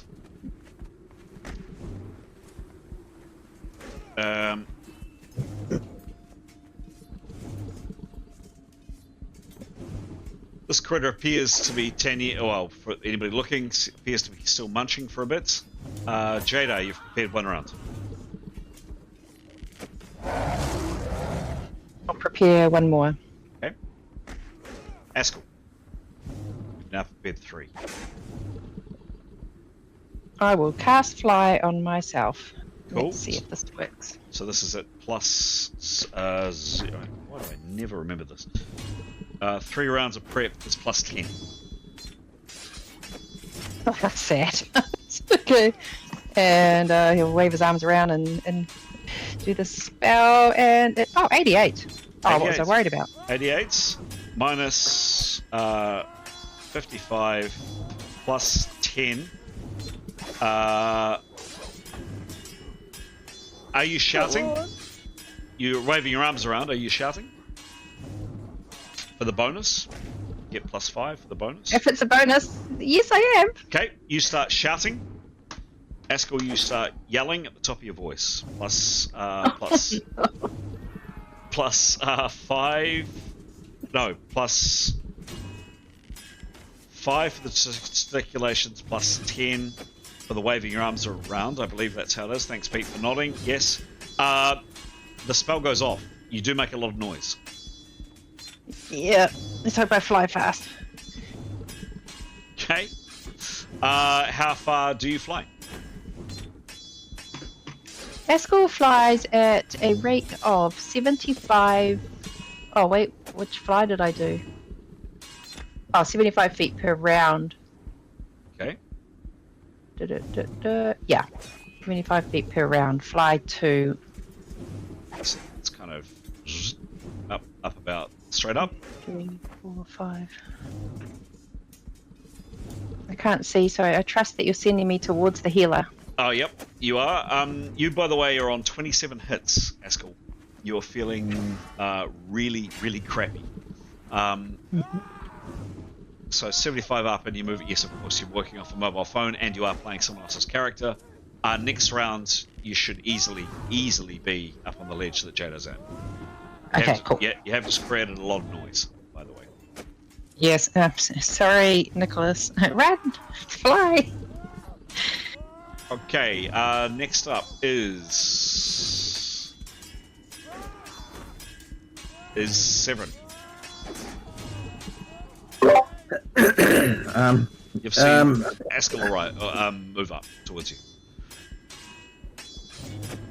Okay, just keeps receiving the area. Okay. Yotto. Continue flying towards Severin and Jada. Okay. Yeah.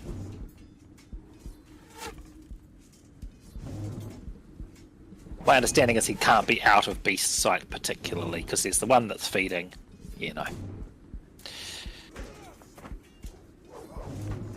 Okay. Cool. Next. Where does go? Okay. That was a 0-2 by this guy running. Oh dear. I just rolled an 80. He trips, stumbles, and falls. Basically right here, Tenya. Well, not that you can see, but he's taken a tumble. Next up is Nicholas. Nicholas, Askell has just yelled and waved his arms very close to you. What are you doing? Waving his arms, like flapping. Nicholas is going to go up as well. He will go up through the illusion, up the... where is he? Oh, dear. Oh, there he is, yeah. Up through the illusion. Yep. Up the back. I don't know. Doesn't make a difference. Probably doesn't make a difference. But he'll try and keep as low as possible. He's aware that a creature's looking. But if he can skim the rock face or the ground, and then the rock face, however far he gets, he'll just try and keep as low. Okay, done. Okay. Tanya. She's going to continue on her journey over the top of that rock face. Okay.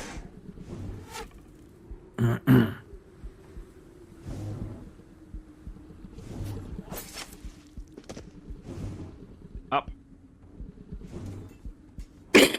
And over a bit. About there, kind of. Okay. Gets to perhaps about there. Okay. Next, that's the end of the rounds. You're zipping through the rounds. It's been... Next round will be a minute and a half. This game has taken. This critter heard a thump in this direction. He's clearly aware that there's more prey.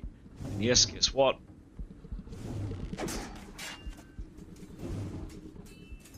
After feasting for 10 seconds on the innards of his victim's skull, bounds over in this direction. And is upon the guy on the ground. You shouldn't roll a 2 when you're running across rocks.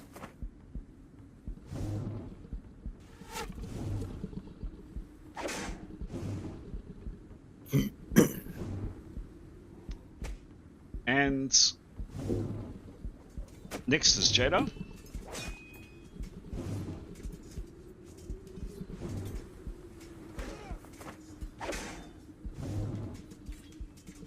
So my thinking is... Alright, Askel's not there yet, is he? Yeah, let's get Severin done. I had prepared once, so... I think it's either once or twice. I can't remember. I'm sorry, it's up Wait, there. let me think. Does anyone else remember? Once or twice? Once. Remember what? How many times I just prepared for Severin? Once. Was only once. Yeah, I might just do it because when Askel arrives, he's going to need some healing. So we're kind of in a hurry. Eh? Let's just try. Okay. So this is for healing. Oh, what's it called? Cut repair 1, which should finish him off with the bleeding. Should, and I meant to check. You're lucky because the GM was meant to check this roll. My quick check, by the way, and because I didn't say at the beginning of the game, we're going to go with it, with what we agreed last time. But actually checking the rules, I think what we're doing now and what we did last time is actually against the rules, but I haven't properly checked. So we are going to continue with what we played last time. So yes, you can roll cut repair, and yes, you can heal in 1 round, but that's a temporary measure for this game. It might change. Okay. Yep. Oh yeah, I forgot about that. So this is I have to. It's a touch one. Yes, it is. Oh, Yep. So much touching for a healer that doesn't like touching. Yeah, touching, gesticulating, shouting, holding on to his wound. Okay, you're shouting. And here we go. Yep, give me a roll. Oh, I kind of have to. Yep. Okay. And oh, come on. Oh, 52. 52 minus 20 because you prepared 2 rounds. However, you are shouting that doesn't count, so you wouldn't be shouting because you're a mentalist, but you do get plus 10. Help me, Pete. 5. Looking at you. 5. Plus 5, thank you. 5. Plus 5, and you have base spells. Yes, plus 8. Plus 8, the spell goes off. There you go, Severin. Go kill people. Thanks, Jada. No worries. You are no longer bleeding, Severin. Woo! That's great. That is Time for someone else to be bleeding. that is- Bears and... That is great. Nice work. You have 25% for the remainder of your round. Do you do anything else with your 25%? I can't just prepare for a little bit, can I? No, can't. What will I do? Get all my gear out, ready for Askell to arrive, because I guess I can see him coming. Funny enough, it is Askell's turn next. Askell, you zip up and join Jada and Severin. Second, or you will. And you land into the arms of the healer. You are now on, what do I say? You're on 25 hits. You're feeling pretty grotty. Next round... No, sorry. The remainder of this round, who else we got left? Severin, you've just been healed, courtesy of Jada. Anything you're doing or saying? I think he should be urging people. He's saying he's been keeping an eye on things. Yep. So he's urging people maybe to move to the back of the ledge. So stay out of sight from the valley floor in case the bears have their feed and go looking for more. Mm-hmm. They will climb up where we are. They might catch our scent anyway, they might not. Which way is the wind blowing?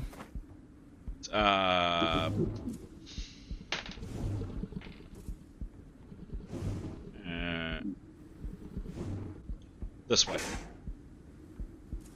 It's blowing in that direction, so it's blowing from here, going that way.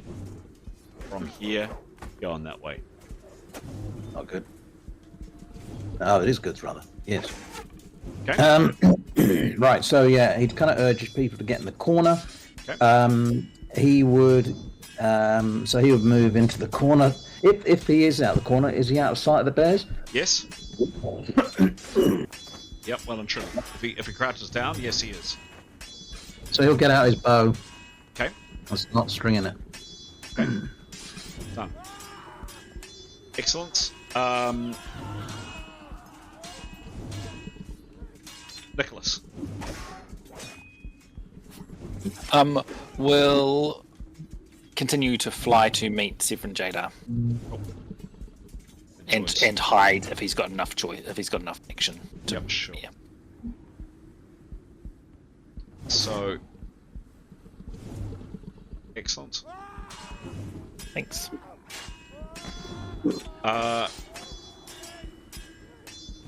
Yotto continues to do the same. Yep. Yep. If he can't get to sort of out of eye shot of that feeding bear, Yep. then he will definitely want to keep his eye on it. Okay, sure thing. And then lastly, Tanya. Yeah, Tanya's just gonna just be peeking over the top so she can just keep an eye on what's going. Well, just to make sure that the man actually dies. But she only wants to just not over the edge. Just so her head's sort of over the edge. Yeah, got it. And once she's satisfied the guy is not walking away, she'll duck her head back. Cool. All right, cool. So we're at a minute and a half. We are going to come out of rounds. We're going to shut off the combat music, and we're going to do a bit of narration. So, and we'll even get rid of our furry friends.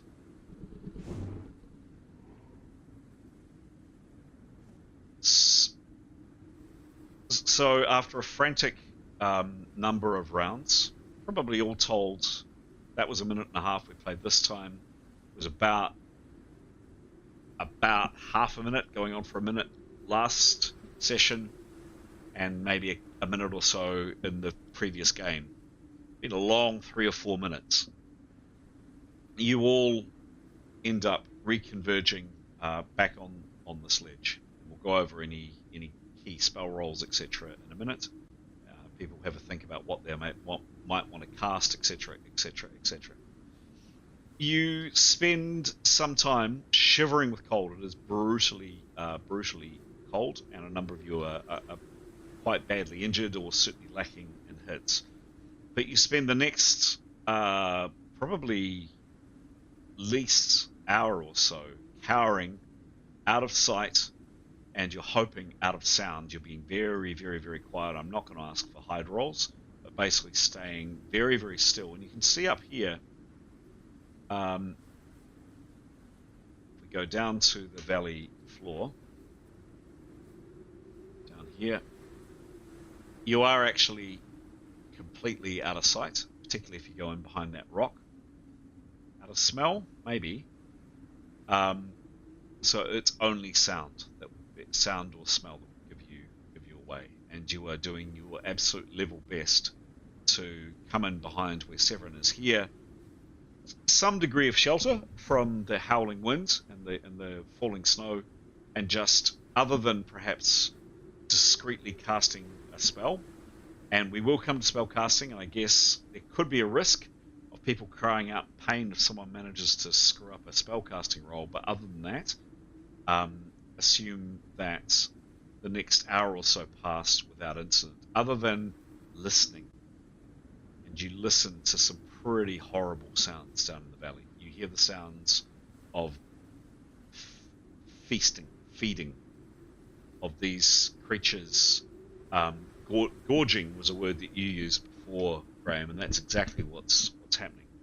These critters are absolutely gorging themselves on the available flesh, and there's plenty of it.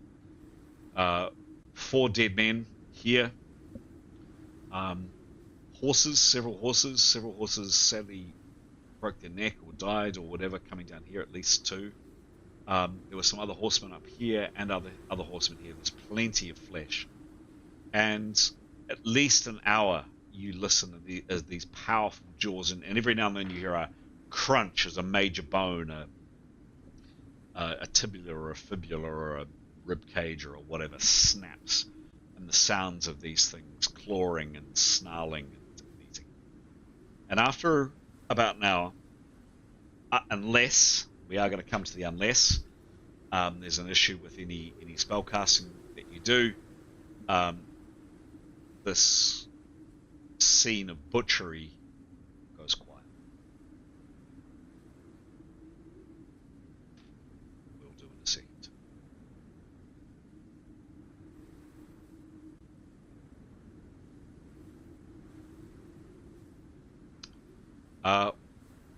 In that intervening hour, what are people doing, please? If anything. I think trying to just ascertain whether the bears are going away or not. Mm-hmm. You think they have eventually, but I'm talking about during that hour.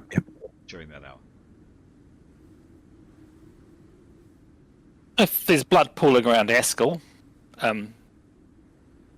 Nicholas will suggest he gets healed. Nicholas will prepare his cauterize spell, but he would negotiate with Jadar to say if he can stop the bleeding without making a massive cauterizing wound over his face.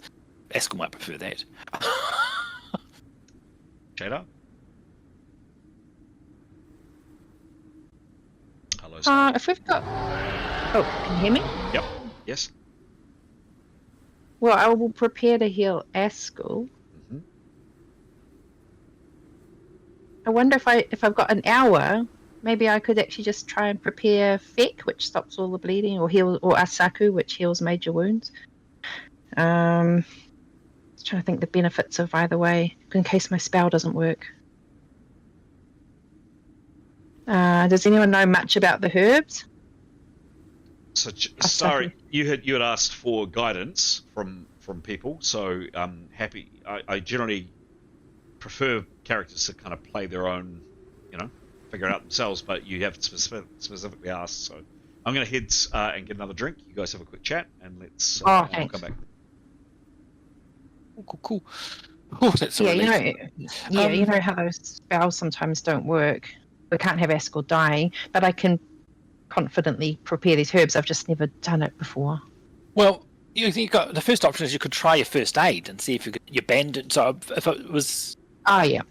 I'd First aid just first, sticking with yeah. Chris. See if you can stop the bleeding with your first aid because you've got an amazing first aid skill. Yeah. And yeah, I do. check to see what the re-bleeding option is. I mean, if it only opens after if it does strenuous movement, then perhaps he'll be fine. But at least Yeah, that's what I'm thinking. Gosh, even when you heal people, they just move and it's all undone, yeah. and we might But have to get move soon. I think that this hour definitely your regeneration spells on Severin and yeah. Yeah. Yep. So if we can make it to successfully casting a regeneration spell, so they can get back to up to full hits, I think that'd be amazing. So both my of them. recommendation would be check to see what if you can bandage his wound. You might or might not. I'm not sure. If you can't, then you just keep doing your cut repair one. I think. Well, you'd have to perhaps do a diagnostics to see what he's bleeding at to tell you which cut repair spell to use. I think that's the proper way to play it. Yeah. In case it's like it's not just one simple wound. Okay. Exactly. Well, or to tell you which spell to use. So is he bleeding at 1 hit round, so cut repair 1, or is he bleeding at 3 hits per round, which he is, which is cut. You know what I mean. I think to play it properly, you should do your diagnostics. If you feel he's got time. So if you can't bandage him, you do your diagnostics and cast your cut repair spells, and then regeneration. That's what I'd recommend. I reckon your herbs are a great. Well, yeah, if you wanted to go down that route, but I think preparing they're just so amazing, but preparing them takes so long. So I'm always looking for an opportunity of like, when would you do that? Yeah. You can't do it in the heat of battle. What have you got? Nutrition. I've got Feck, which just instantly stops bleeding properly, and Oh, then wow. Asaku, which is 2 times heal major wounds plus 1 to 12 hits. But they just take I just don't know much about them. I've just Googled. I don't know. I'm not looking in the actual books. I just Googled and it said, it might be different than what we've got. I don't know. Yeah, well, I think there is a bit in the book about preparing. So if you did want to read up on it, you could. On page 118 of the character. I can't open it. Oh, okay. Oh, okay. Yeah. I'll just check though. So I'm looking. I looked last time though, but you have to figure out whether you ingest it or you apply it. Yeah. You've got to boil a kettle and then exactly. And then it just takes a few rounds and then woof, you're healed. But yeah. Nicholas does have that prep spell, so he can just cast a spell and it's immediately dead. Nut. So yeah. So Feck is a nut that you have to brew. The jug. And Asaku? and also for Feck, stops any bleeding, takes 1 to 10 rounds to take effect. Patient cannot move appreciably without wound reopening. Oh damn! And So your cut repair is much better. Okay. I reckon. Okay. Okay. Asaku. What happened? So let's play this out. Firstly, over the hour that you're cowering, trying to make virtually no noise. I'd like to resolve any actions there, and then we'll play out after that hour or so. Call it an hour and a half. You are all very, very cold, by the way. The rock that you're hiding behind does shelter you a little bit, as mentioned, but it's pretty chilly up here. First thing to note from the GM, I think the longest that the fly spells would last is 9 minutes, so they are obviously all gone. So you're now no longer capable of flight. I'm assuming that people have prepared missile weapons, and missile weapons are to hand if you need them. So that's all assumed. I really would like to and keen to move the story on if we can after some healing or whatever characters want to do. So in that 1 hour, while you're staying still, hour and a half staying still, what do you do, please? Yeah, I think healing really. I think Severin wants to see how the healing's going. He'll mention the fact that he's got some carefree mustard, which is a poultice. It heals all concussions within 1 hour. I think we've all got it actually, but who has a herbage skill? That will need to be prepared, of course. Yes. Yep. Tenya, meanwhile, there is a cave near us, isn't there? Along the wall the other way, there. Yes. So I guess Well, I think Mo, she probably wouldn't risk being seen until after the bears have gone. But Okay. yeah, Okay. So let's play out this hour then. Or hour and a keep half. warm. Yep. Cool. Huddle, Emperor penguins. Excellent. Emperor penguins. Lovely. Can I just check? Is the coldness going to have actually material effect on us? Nicholas is thinking because he cast perhaps a wood wall across a small wood wall. Not immediately. I think if you were here for hours, many hours, it will. For the time that we're talking, for the hour and a half we're talking, no. What happens? Cool. Thank you.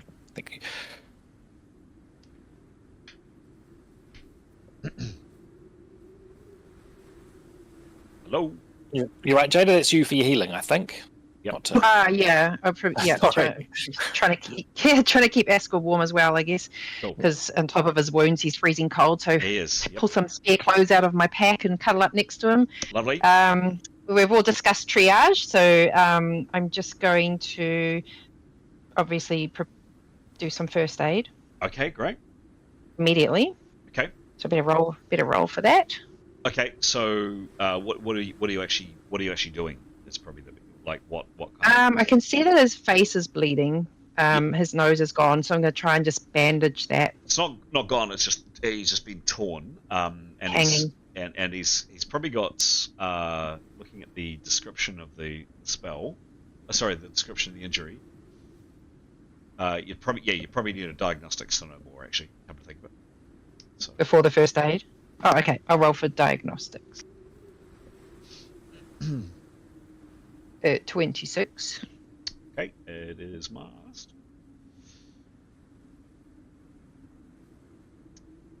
Okay, and cool. And what's her skill, please? First aid is 98. Yeah, she's very good. She is very good. Is our Jada. Cool. So,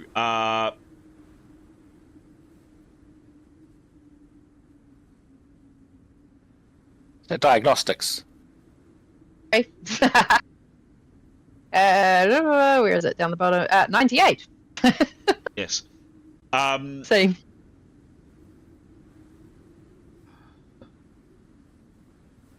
Yeah, so yes, he's still bleeding at 2 hits around. It looks like probably muscle and tissue damage is the problem. That's why he's got a negative 40. So yes, he's still bleeding. Forgotten that.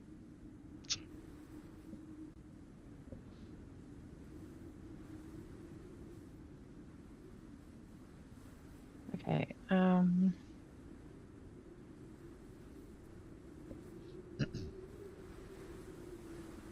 Looking at my other spells. Oh, yeah, muscles, tissue, muscles. Aha. Okay. Can I carry on healing? Yeah, please. Love you to. Go. Well, I'll do some first aid on him. To Can stop the bleeding? Yep. Yeah, but then I'm just prepare for the next healing Sure thing. spell. Sure thing. So he's bleeding at 3 on his face. Now he's got a kind of hand kind of clamped over the remains of, he's going to have a hell of a scar. But how do you bandage a face? I guess you can. So give me a without covering his eyes. Yeah, exactly. Give me a roll. Please. 59. 59, excellent. And she's got very good first aid. Yeah, 98. Jesus. Yeah. 157. Success. You stop the blood flow. The wound will not reopen. It takes 2 rounds to do. Fantastic. So I don't know. You put some gauze on his face or something, and you strap it down. Maybe it's across here, Jada. So it's kind of like he can still see out of both eyes. But he's got a very well bandaged face. Nice work. Very nice work. So Askell, I'm going to knock you down a couple of rounds. And sorry, I put you off by mentioning the diagnostics. I'd forgotten he was still bleeding. So he's on about he's on about 17 hits. So you've stopped the blood flow. Can I now prepare 3 times and then do a healing spell? Sure thing. So the first. Okay, so 3 times and then let's see, muscle repair. So it's just 1 damaged muscle, did you say? Yes. Okay, so muscle repair 1. Okay. What's happened to my dice? Here we go. 26. 26. Now, 26, however, you've prepared for the maximum amount of time, which is plus 20, And you plus 9. touched his face. Yep. Yep. You get plus 9 for your base spells, and anything else I need to be aware of? Oh yeah, praying really helps. Very much helps. Okay. Got that on an extra 100 for that. Cool. Oh, hang on. Wait, let me just check how long this takes. It allows caster to repair 1 damaged muscle, 1 minute operation, recovery time 1 day. Oh, there's got to be something better. 3 damaged muscles. Oh, they all take 1 day. Oh, here we go. Must repair true. Instantaneous. Okay, great. That's the one. Yeah. Okay, you've got the PowerPoints for it? Yeah. Okay, great. Well, the spell goes off. Askell now has a healed face and a healed muscle. The negative 40 is amazingly gone. He is still at negative 15. 10 because of the cold, and 5 because of just feeling a bit woozy. And I would say, nice work. He's feeling better. And we'd have to go with a Yay! and very nice, and maybe a Yay! Yay! Healer does it again. Yay! the healer does again. Where would you be without your healer? For sure. So you were At able to- large negatives. very large negatives. Yes, you would. Okay, great. Thank you. Cool. Anything else? So that's over the hour and a half. Is that right? Anything else over the hour and a half? Anything else you do? Oh, if I can heal Severin's last little bit he's got to go, regeneration. Sure. Yeah. You've got time. Well, they both need that, don't they? Okay. Let me just check my points. So that takeaway is 3. Got 41, so that's all good. Okay. Okay. So regeneration, where are we? It's a level. Go back up. It's a level 4. Okay. It's only Okay. level 4. Okay. It's very generous. Okay. Yeah. Give me a roll. Yeah, I think so. Yeah. This one's for Severin. Yep. And 66. 66 plus 20. That spell goes off.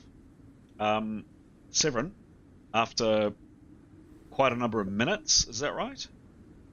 I think it takes. Yes.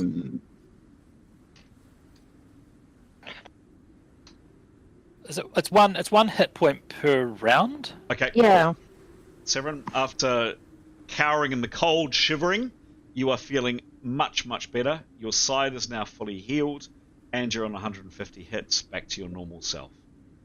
What claw to your side? What ripped chainmail? You don't know what you're talking about. You're fine. He knows better than to give Jada a big kiss, but he will be very, very appreciative as always. Excellent. And then time for Askell, same thing. Sure thing. Holding on to his face. Mm-hmm. Rolling a 12. That Poor is a failure. Now, this is happening while you're still hiding. I was checking. There is a chance if something bad happens with the spell failure, that you may not be quiet. But let's find out. Is So, that even with preparing fully? That's 100% Just even that with. That's 100% even with preparing fully. wow. It's 100% What bad with your luck. base spells. It's 100% with all of that. This is adding on 20 to this roll. Give me a roll, please. You want a very low number, please, Jada. Very low. I just very low, but I just rolled a 12. Let's see. Oh, 83. 83. Oh, 103. The spell strays and travels to point unknown. It proves useless. Caster is stunned 3 rounds.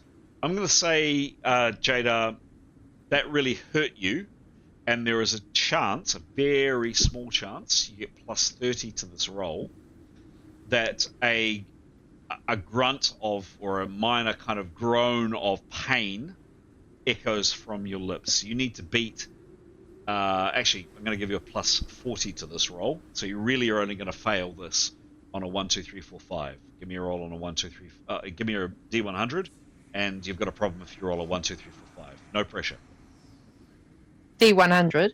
as always. Okay. Oh, 87. Phew. You're fine.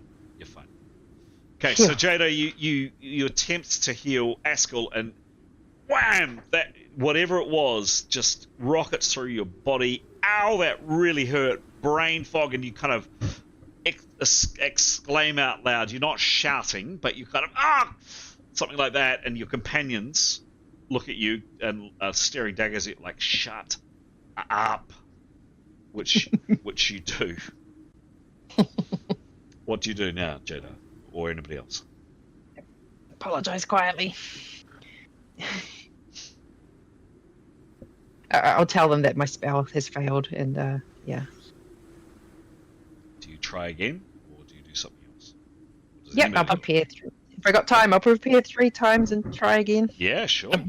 Nicholas will ask, and it's just asking if us clamping our hands over her mouth would, if that happens again, if that would stop her from revealing us, or is that? That's gaming it. Yep. Cool. Give me a roll. Okay, I might bite on my scarf. Okay. Yep. No one else can do that spell. I have to do it. I have to do it, don't I? Okay. Oh, 2. That is another spell failure. Roll again, please.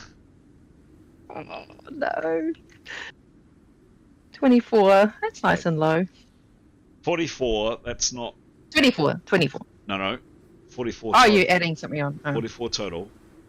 That's pretty minor. Yeah, that didn't go well, but you don't exclaim you're fine. But yeah, that's not good, and you don't lose spell points, fortunately.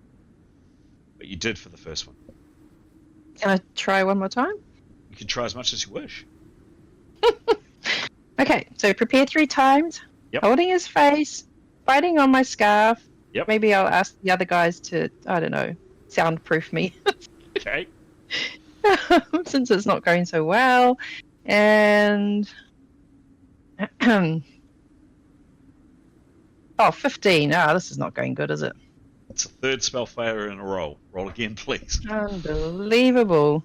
This is why I do not want a 100. Okay. 75. It's getting up there. Yeah.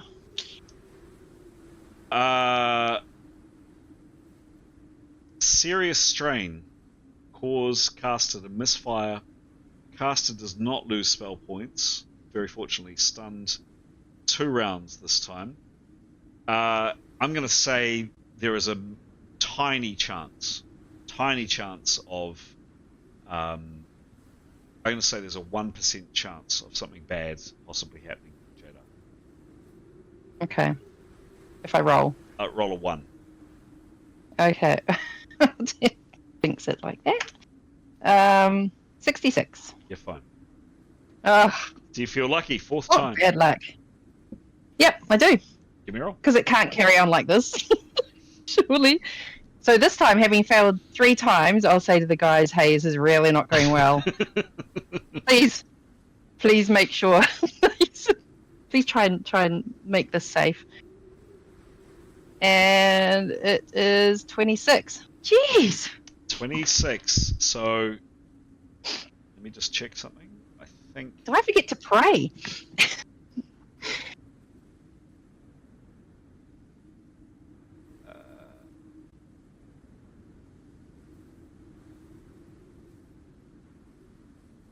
Yep.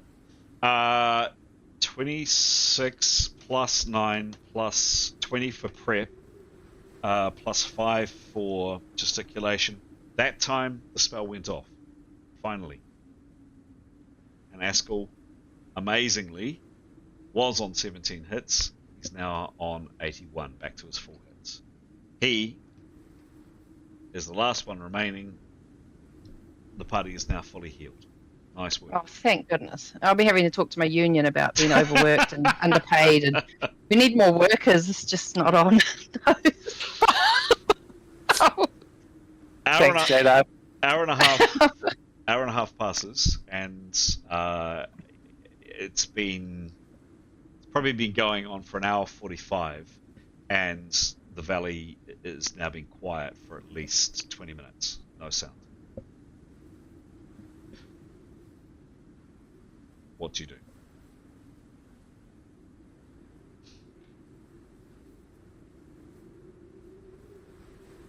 me or everyone? Nicholas will suggest that Tanya go and investigate the cave.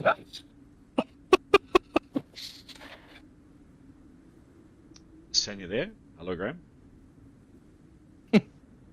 Tanya on our last lifeline, go and investigate. Yes, sorry. Well, she will anyway. God, honestly. What happened to bravery? She will, just checking, she's going to scan the valley, obviously. Give me a perception roll, please. Just make sure there's no nasties. 85 plus 85. Cool.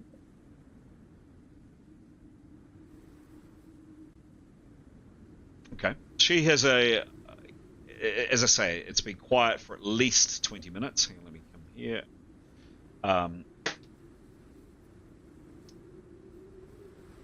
Yeah, it's been quiet for at least 20 minutes. She has a really good long look and a long listen, and sees no movement, utterly no movement. There's no birds here.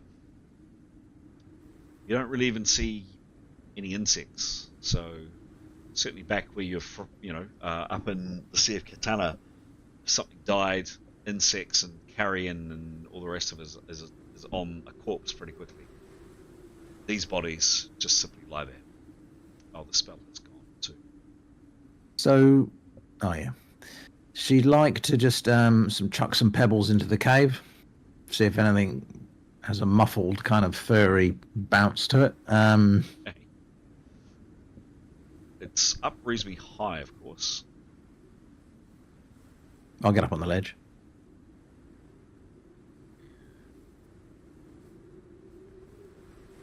Okay, so she goes along. Where is she? She's there. Give me approach along the ledge, so I'm not in front of the cave. Yep.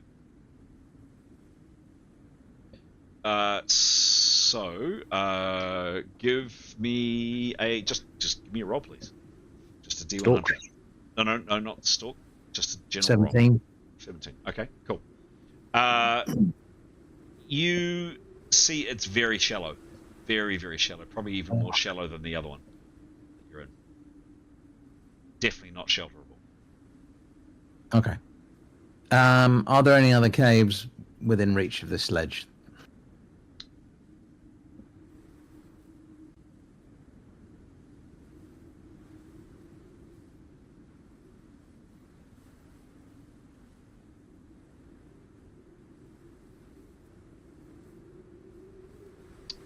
Not that you can see. She's gonna ask maybe if she could have fly recast on her, and she'll go off and try and find us somewhere to sleep. Would that be a good idea? I assume the day's getting on a bit. No, it'll be about midday.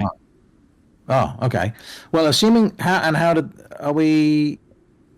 is Askell right now? Yeah, Askell's fully healed, his bleeding stopped, and his hits are on full. Okay. So, what do we want to do, guys? We may as well keep going, right? If we may as well get off this ledge. Yeah. Go down, check the bodies for see if we can get the intel off or weapons off these bodies. and then head on, I suppose. Yep, Very- Nicholas is getting lower on PowerPoint, so Okay. would Well, be we happy can- to rest up sometime. Yeah. All right. So how are we going to get off the ledge? Rope time. Yeah, well, yeah. It's,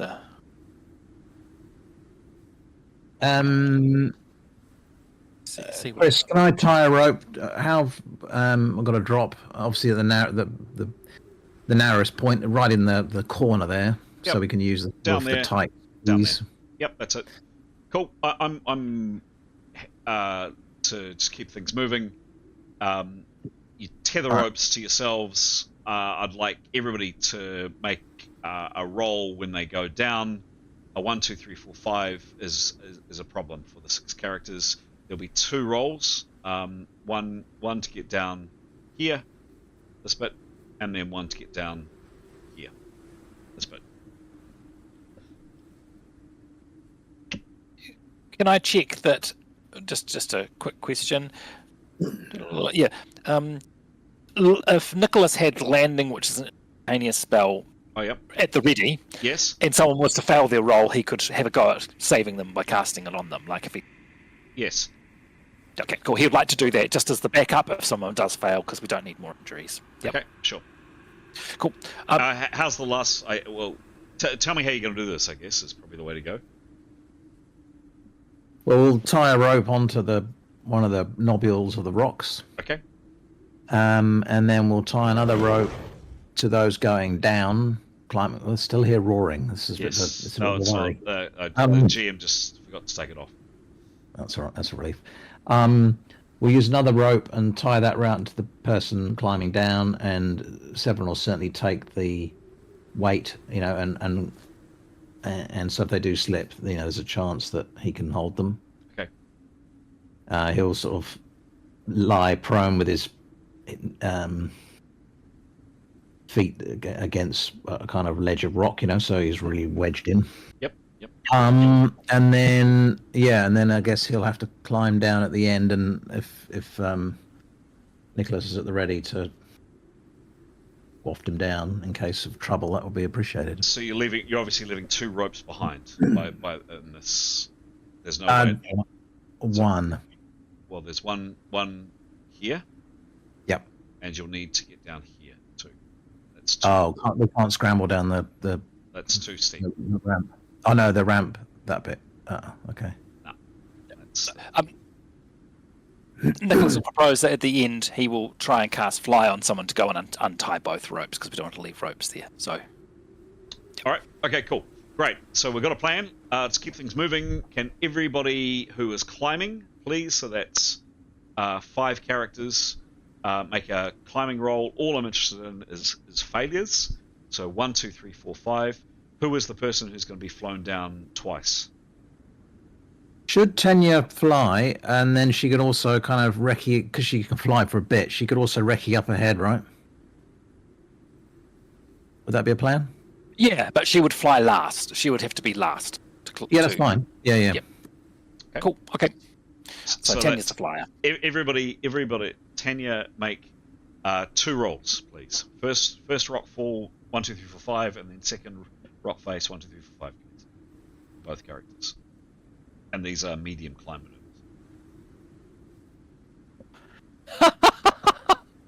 Jesus, boom and bust. Nicholas rolled a 1 and then a 100 for his 2 climbing rolls. Okay, so for the, let's do the 1. Mhm.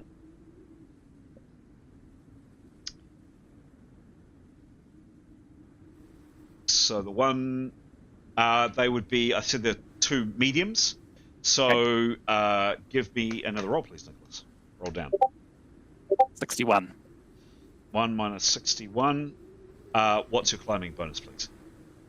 Climb of 19.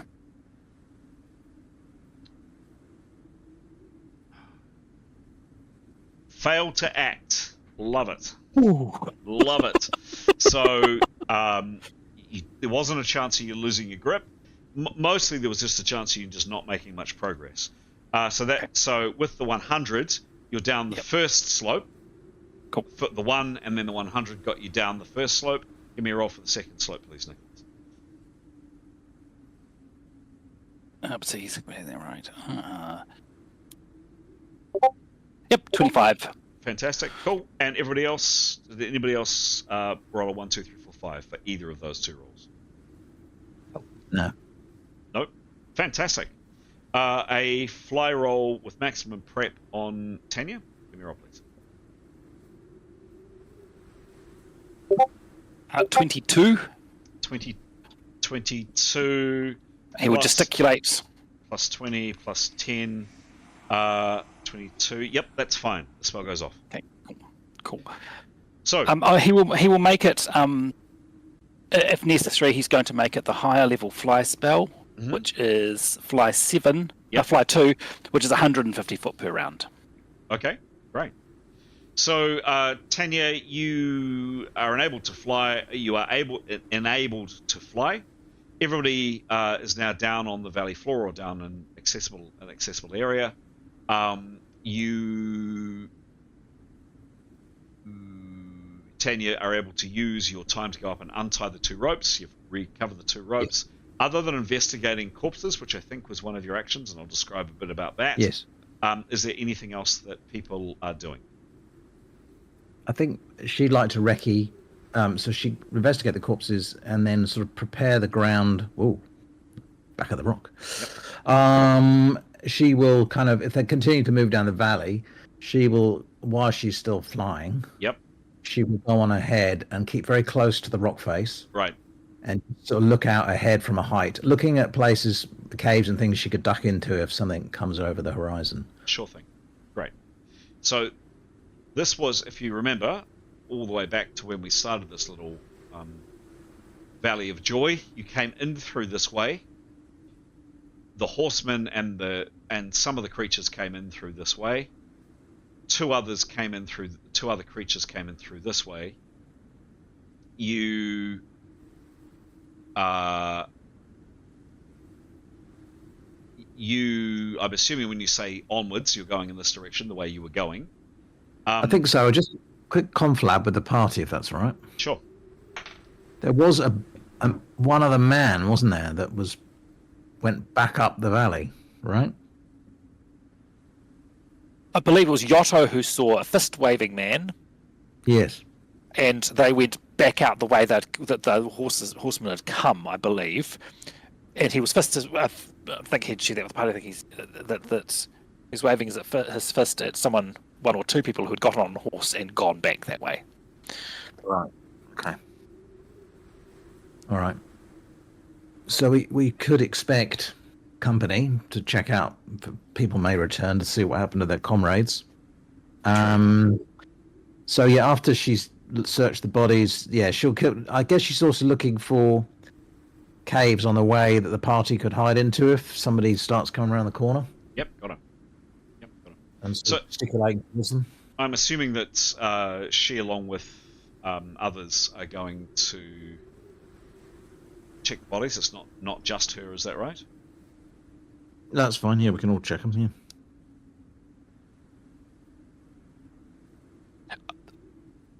Cool. Checking them without disturbing them, I think, would be our consensus. Sure thing. So, a quick summation: a total of 10 bodies. There are no. I'll take that back. Actually, there are a total of 9 bodies, 9 humans dead. Horribly mauled and eaten and munched. There are less horses, but then again, you saw some horses. You can't quite remember how many horses galloped out of the valley in terror. Some views of what you see, a bit more of what you see. The creatures themselves, just to refresh your memory, one looks like that. Another, Sorry, one looks like that, another that, another that, another that. And those are the 3 that remain. I actually just put 4 up on screen, but that's all right. The horsemen look like this. Mixture of person that looks like that, and appropriate horses looks like that. A couple of people that look like that, and 2 others that are dressed differently. One was the guy who got really, really fully munched. He looks like... Do I have him? I don't have him on horseback. Do I have... No, I don't have him on horseback. But I do have him like that. So you see the remains of him. His head's pretty much gone. He's been torn to shreds. But that's what he looks like. There's also another person dressed similarly. It's like that. He was the guy, by the way, who was munched here. This one. This person here. And then the chap with the sword and shield was munched here. So the remainders were dressed like that, and like that. So people that you have seen previously, Torang soldiers, you would say. They're relatively lightly equipped, so they don't have bedrolls. They don't have gear for what you would say an extended stay. They just have weapons. They each have a small haversack with a water bottle and a very small amount of food, enough for perhaps a day's worth of food. They don't have any other gear with them, so just weapons and a small amount of food. No particular valuables that you come across. None are wearing jewelry, for example, or have anything unusual about them. And their weapons, while perfectly serviceable, good quality, are nothing exceptional and nothing that you would particularly write home about. The horses themselves, the remains of the horses, the saddles and the tack, etc., looks pretty good quality, but again, nothing exceptional.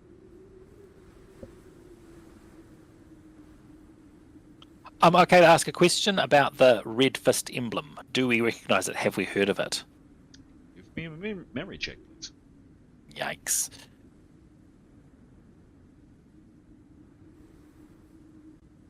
Do I want high or low, or is it masked? It's going to be masked. I rolled a 1.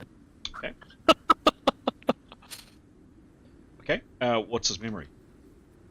Nicholas's memory is plus 24.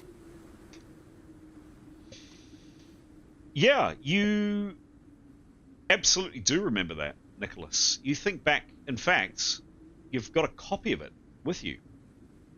If you go back to the documentation that Ningwen provided you, this is the symbol for the Committee for the New Age. Cool. Thank you. Cool. So we've got the right people here. And could we take their clothes? No. Absolutely not. Wait, sorry. I completely changed my answer. Absolutely you can take them. Of course you can take them. Can you wear them? Are they of any use? Utterly no. They're all of these, every single one of these bodies, the horses and the men, have been chewed on. Their uniforms, their gear, their chainmail, their leather armor is ripped and torn to shreds. You listen for an hour and a half while these horrible creatures ate, feasted. There's nothing usable about what they're wearing. Okay. All right. And we find nothing on the darkened ones either. As described. All right. Well, we won't tamper with them. We won't take their clothes off. We won't. There's nothing we really. We'll take the food. Okay. and the water. Yep. And any reason not just to get on our way? No, I reckon we go, definitely. Yeah. Okay. All right, then, as described, then, Chris, just looking for places to hide the whole time. Great. So we are going to turn to... GM is just going to do a bit of stuff behind the scenes. So give me a... Talk me through a little bit about your travels. Yes, you're obviously taking it very cautiously, but talk me through how you travel, party order, etc., etc. It's around midday or thereabouts. Hard to tell exactly. The sun is quite peripatetic, shall we say, in terms of being able to be seen. But yeah, talk me through kind of your plans and your thinking. That's probably the way to go. I think, well, Tanya would suggest to the party that we don't walk down the middle of the valley like sitting ducks. We walk along the edge, and we just constantly look for cover in case of, we hear the horsemen approaching, or worse, bears. For as long as she can, Tanya will fly up ahead of them, scouting out. Yep. When she can't, I don't know. Is it worth scouting? Probably not. How's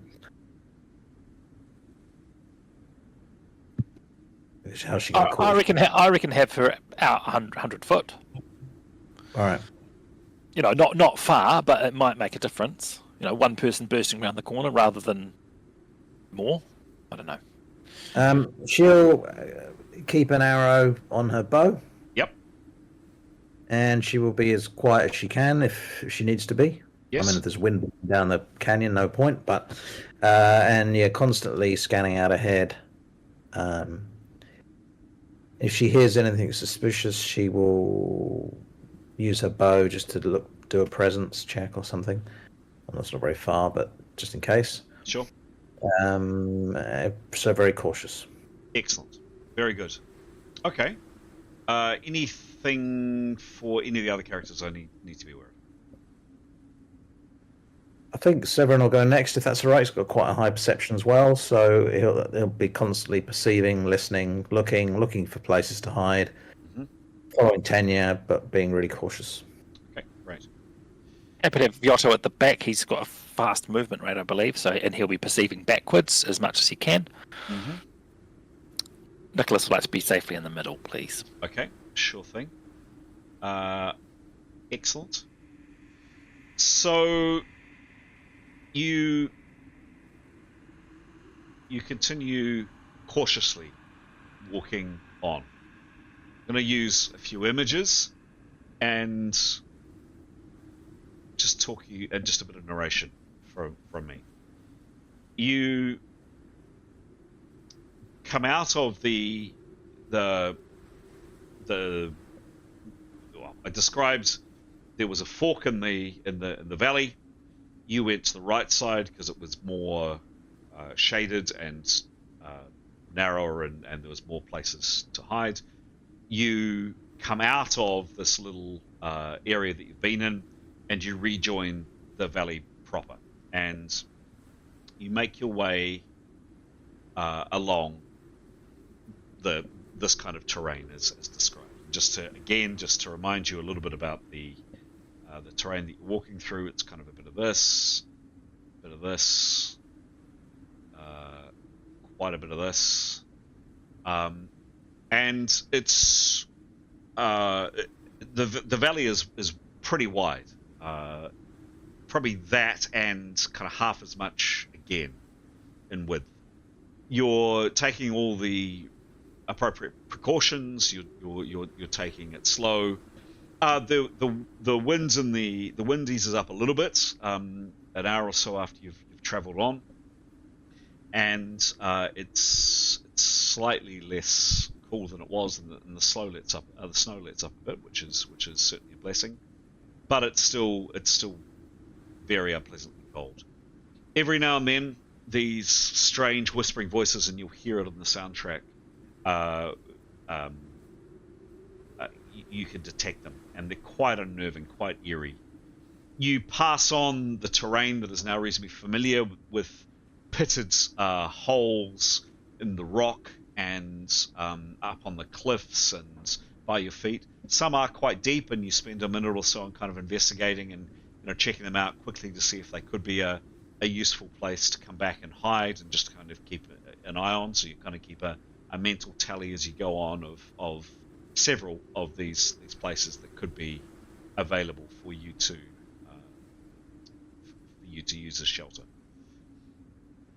You also note the yellow rock, the strange, and there's quite a lot of it around.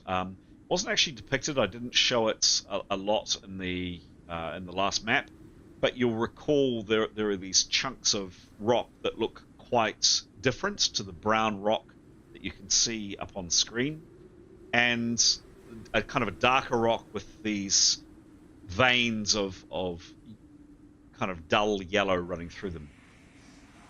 And there's the whispers, by the way, that you've heard several times over and hear from time to time. Quite unnerving. You also haven't seen depicted, but it is absolutely there. The occasional, and when I say occasional, I mean every now and then not even stand, but occasional scraggly trees. Basically, they look like either dead or certainly dying. You don't see anything green. All of these trees are stripped of their foliage. It's quite a miserable, unpleasant, barren terrain you're traveling through. You're obviously taking all precautions you possibly can. And then the valley does the same thing a bit further on. You've been walking for 2 or 3 hours, and you're not moving at a particularly great pace. But a little bit later on, probably 3 or 4 hours later, it's beginning to get a little bit darker, a little bit later in the day, and very distantly, for the more perceptive amongst you, you hear sounds.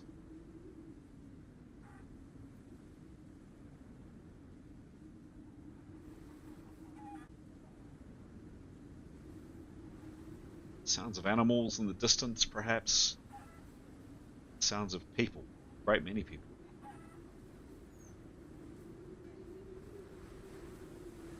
Just very much on the wind, quite some distance off. And again, sound of metal and distant voices. And again, the valley does the same thing that you did. Probably one thing to add, I should say. When you were first when you first came down from the kind of the hole in the rock, you may recall it looks like this. Just to refresh your memory, it was a couple of sessions ago. It's quite wide and quite inhospitable. As you've journeyed down, the heights that are there have become lessened, and a number of the sides of the valley are becoming a lot flatter. And in fact, you saw some of them, for example, where you sheltered and where you recouped for the hour and a half that you were there. It's not necessarily easy to travel along the top, but it's definitely a lot easier than it was. Flatter and less jagged. So continuing down as described, and yes, you are hearing these distant, still very distant, sounds of habitation. Really? Maybe habitation? Can't quite be sure. And it's really kind of the sound of a hammer or something in the distance, or the sound of metal on metal a very long way away that kind of alerts you.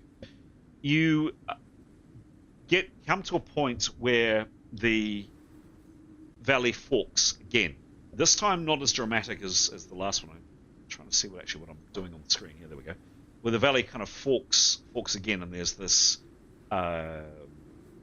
situation that you encountered last time, where the valley goes one way and another, but it's not so pronounced. The chunk of rock in between is not as tall, it's not quite as dramatic, and it's kind of 50-50 which way you go. You elect just to continue the way you went last time because that worked out so well for you.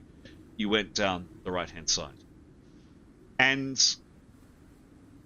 this is what you see and hear. A second.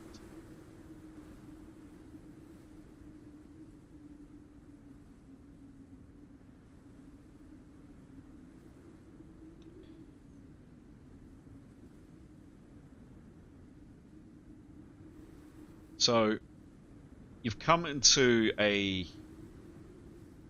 This is the chunk of the valley that is in the middle. You've come down the right-hand side, this side here. The scale is really, really, really, really big. Really big. These here represent 100 foot. That little one's 100 foot. That next one is 200 foot. That next one is 400 foot. And that one there is 600 foot. So the scale is very, very large. You're on the foot of this valley, and you're taking all the necessary precautions as described. The white in front of you is ice, snow, with ice, and you very cautiously move your way around here and move forward.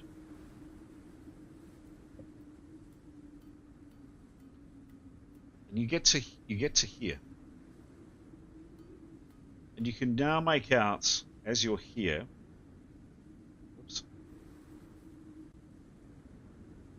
Sounds of habitation are perhaps a little louder, still in the distance, and these are your characters here. So if we drop down, come out a little bit, just describe it a little bit more. Oops. The sense of scale here is huge. So there are your characters, keeping a very, very low profile, and far out here. You did see, as you were coming in, riders over here. So you'll see a whole bunch of horsemen. Now, you saw them when you were coming in. You've avoided them completely, and they've gone. And they came galloping up. If you came down, or came up this side of the rock in between, they came up this side. They continue all the way down here, and go on in this direction. And a little bit further in front of you, you see the following. And Tanya, you get out your glass, and you're able to make out, and again, I'm using this as a sense of scale, but it's not going to be permanently there. These horsemen have gone as a sense of scale. Tanya, peering out into this huge, massive, wide open valley, a couple of things happen for all of you as this, and I should have said this vista hits you. As you kind of round, just come back here, as you round this corner, I should have said that before. Basically, as you round this corner here, for Tanya, Askell, and Jadar, no resistance rolls are required. No resistance rolls could even help you. For a second, very, very painfully, and very, very intense, are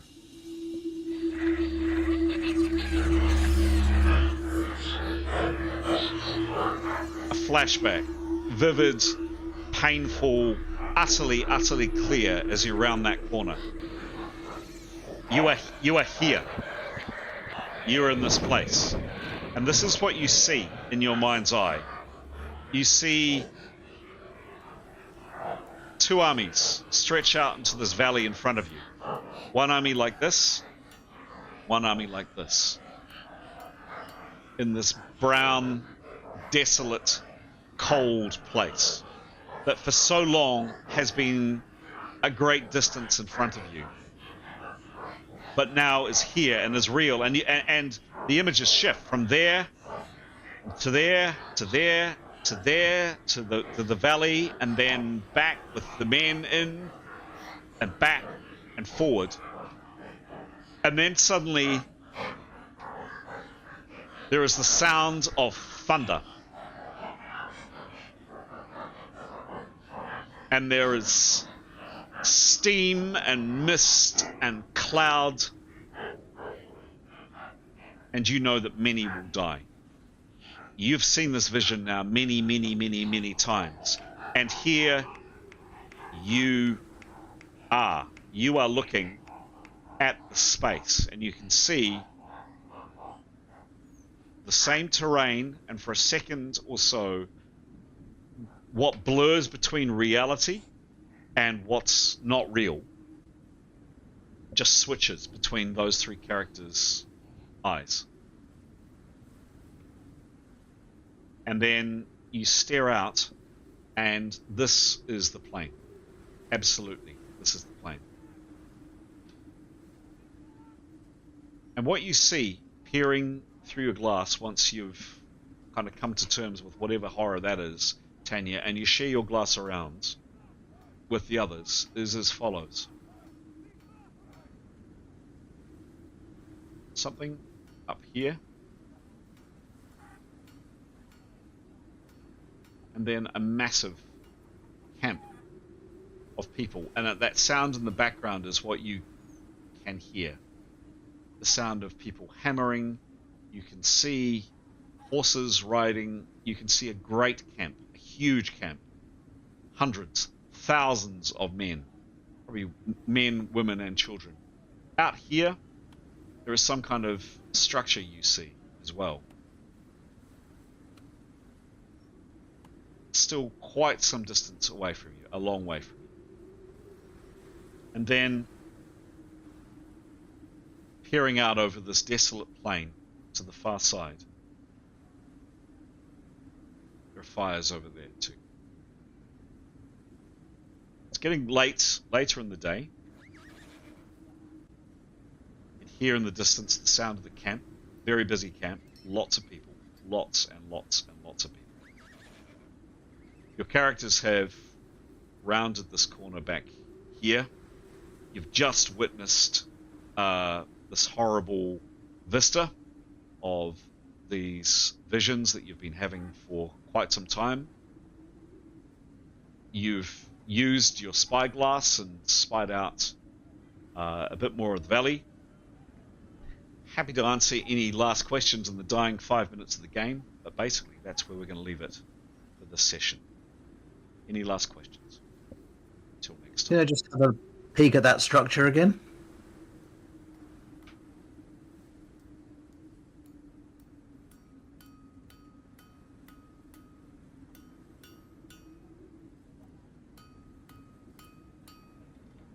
Might have to move into a... Hang on. There we go. Yeah, that's good view. Oh, I meant the thing out in the plane. Oh, right.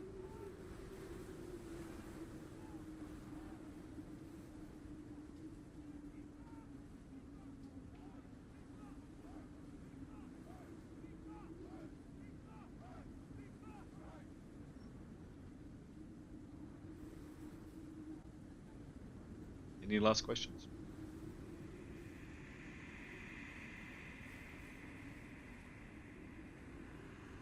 Well, it's cool to be here. Well, not, but you know, nice to relate a vision to a real place. In a way. Is Stara still with us? Yeah, can you hear me? Yeah. Yeah. Yeah. Crazy. So we're having visions. of something we've seen before. Yeah. Hmm. Leave it there, folks. Very cool. The one on the cliff above. That's all we can see. Is that, can we like discern that it's like light coming out from some sort of building in there or something? Looks like it. Yeah. Okay. So something is built into there, and there's some sort of light coming out. Cool. Thank you. Wow. Tune in next time when we see what That's happens. very cool. Where we fight ghost armies. Woo!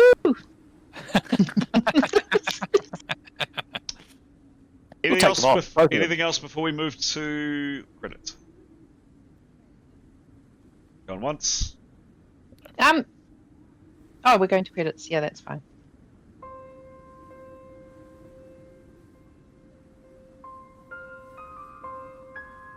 Cool. Credits. Hey, Chris, I think shouldn't Jada get some sort of prayer roll if she prays really well? Then she can be saved. You may think that, but it doesn't. There is, of course, religious magic in this world, but she is not a religious person, or at least that is not her flavor of magic. Oh, okay. So there is some sort of a thing for praying. Yes. So what's with these ghost armies?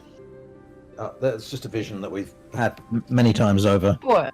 But is it something we've done, or are we about to see, or like? No, we've got a vision of the future, so we've seen that vision. It's the future. Okay, so we know many what's coming. times before, but we now know. Yeah. Wow.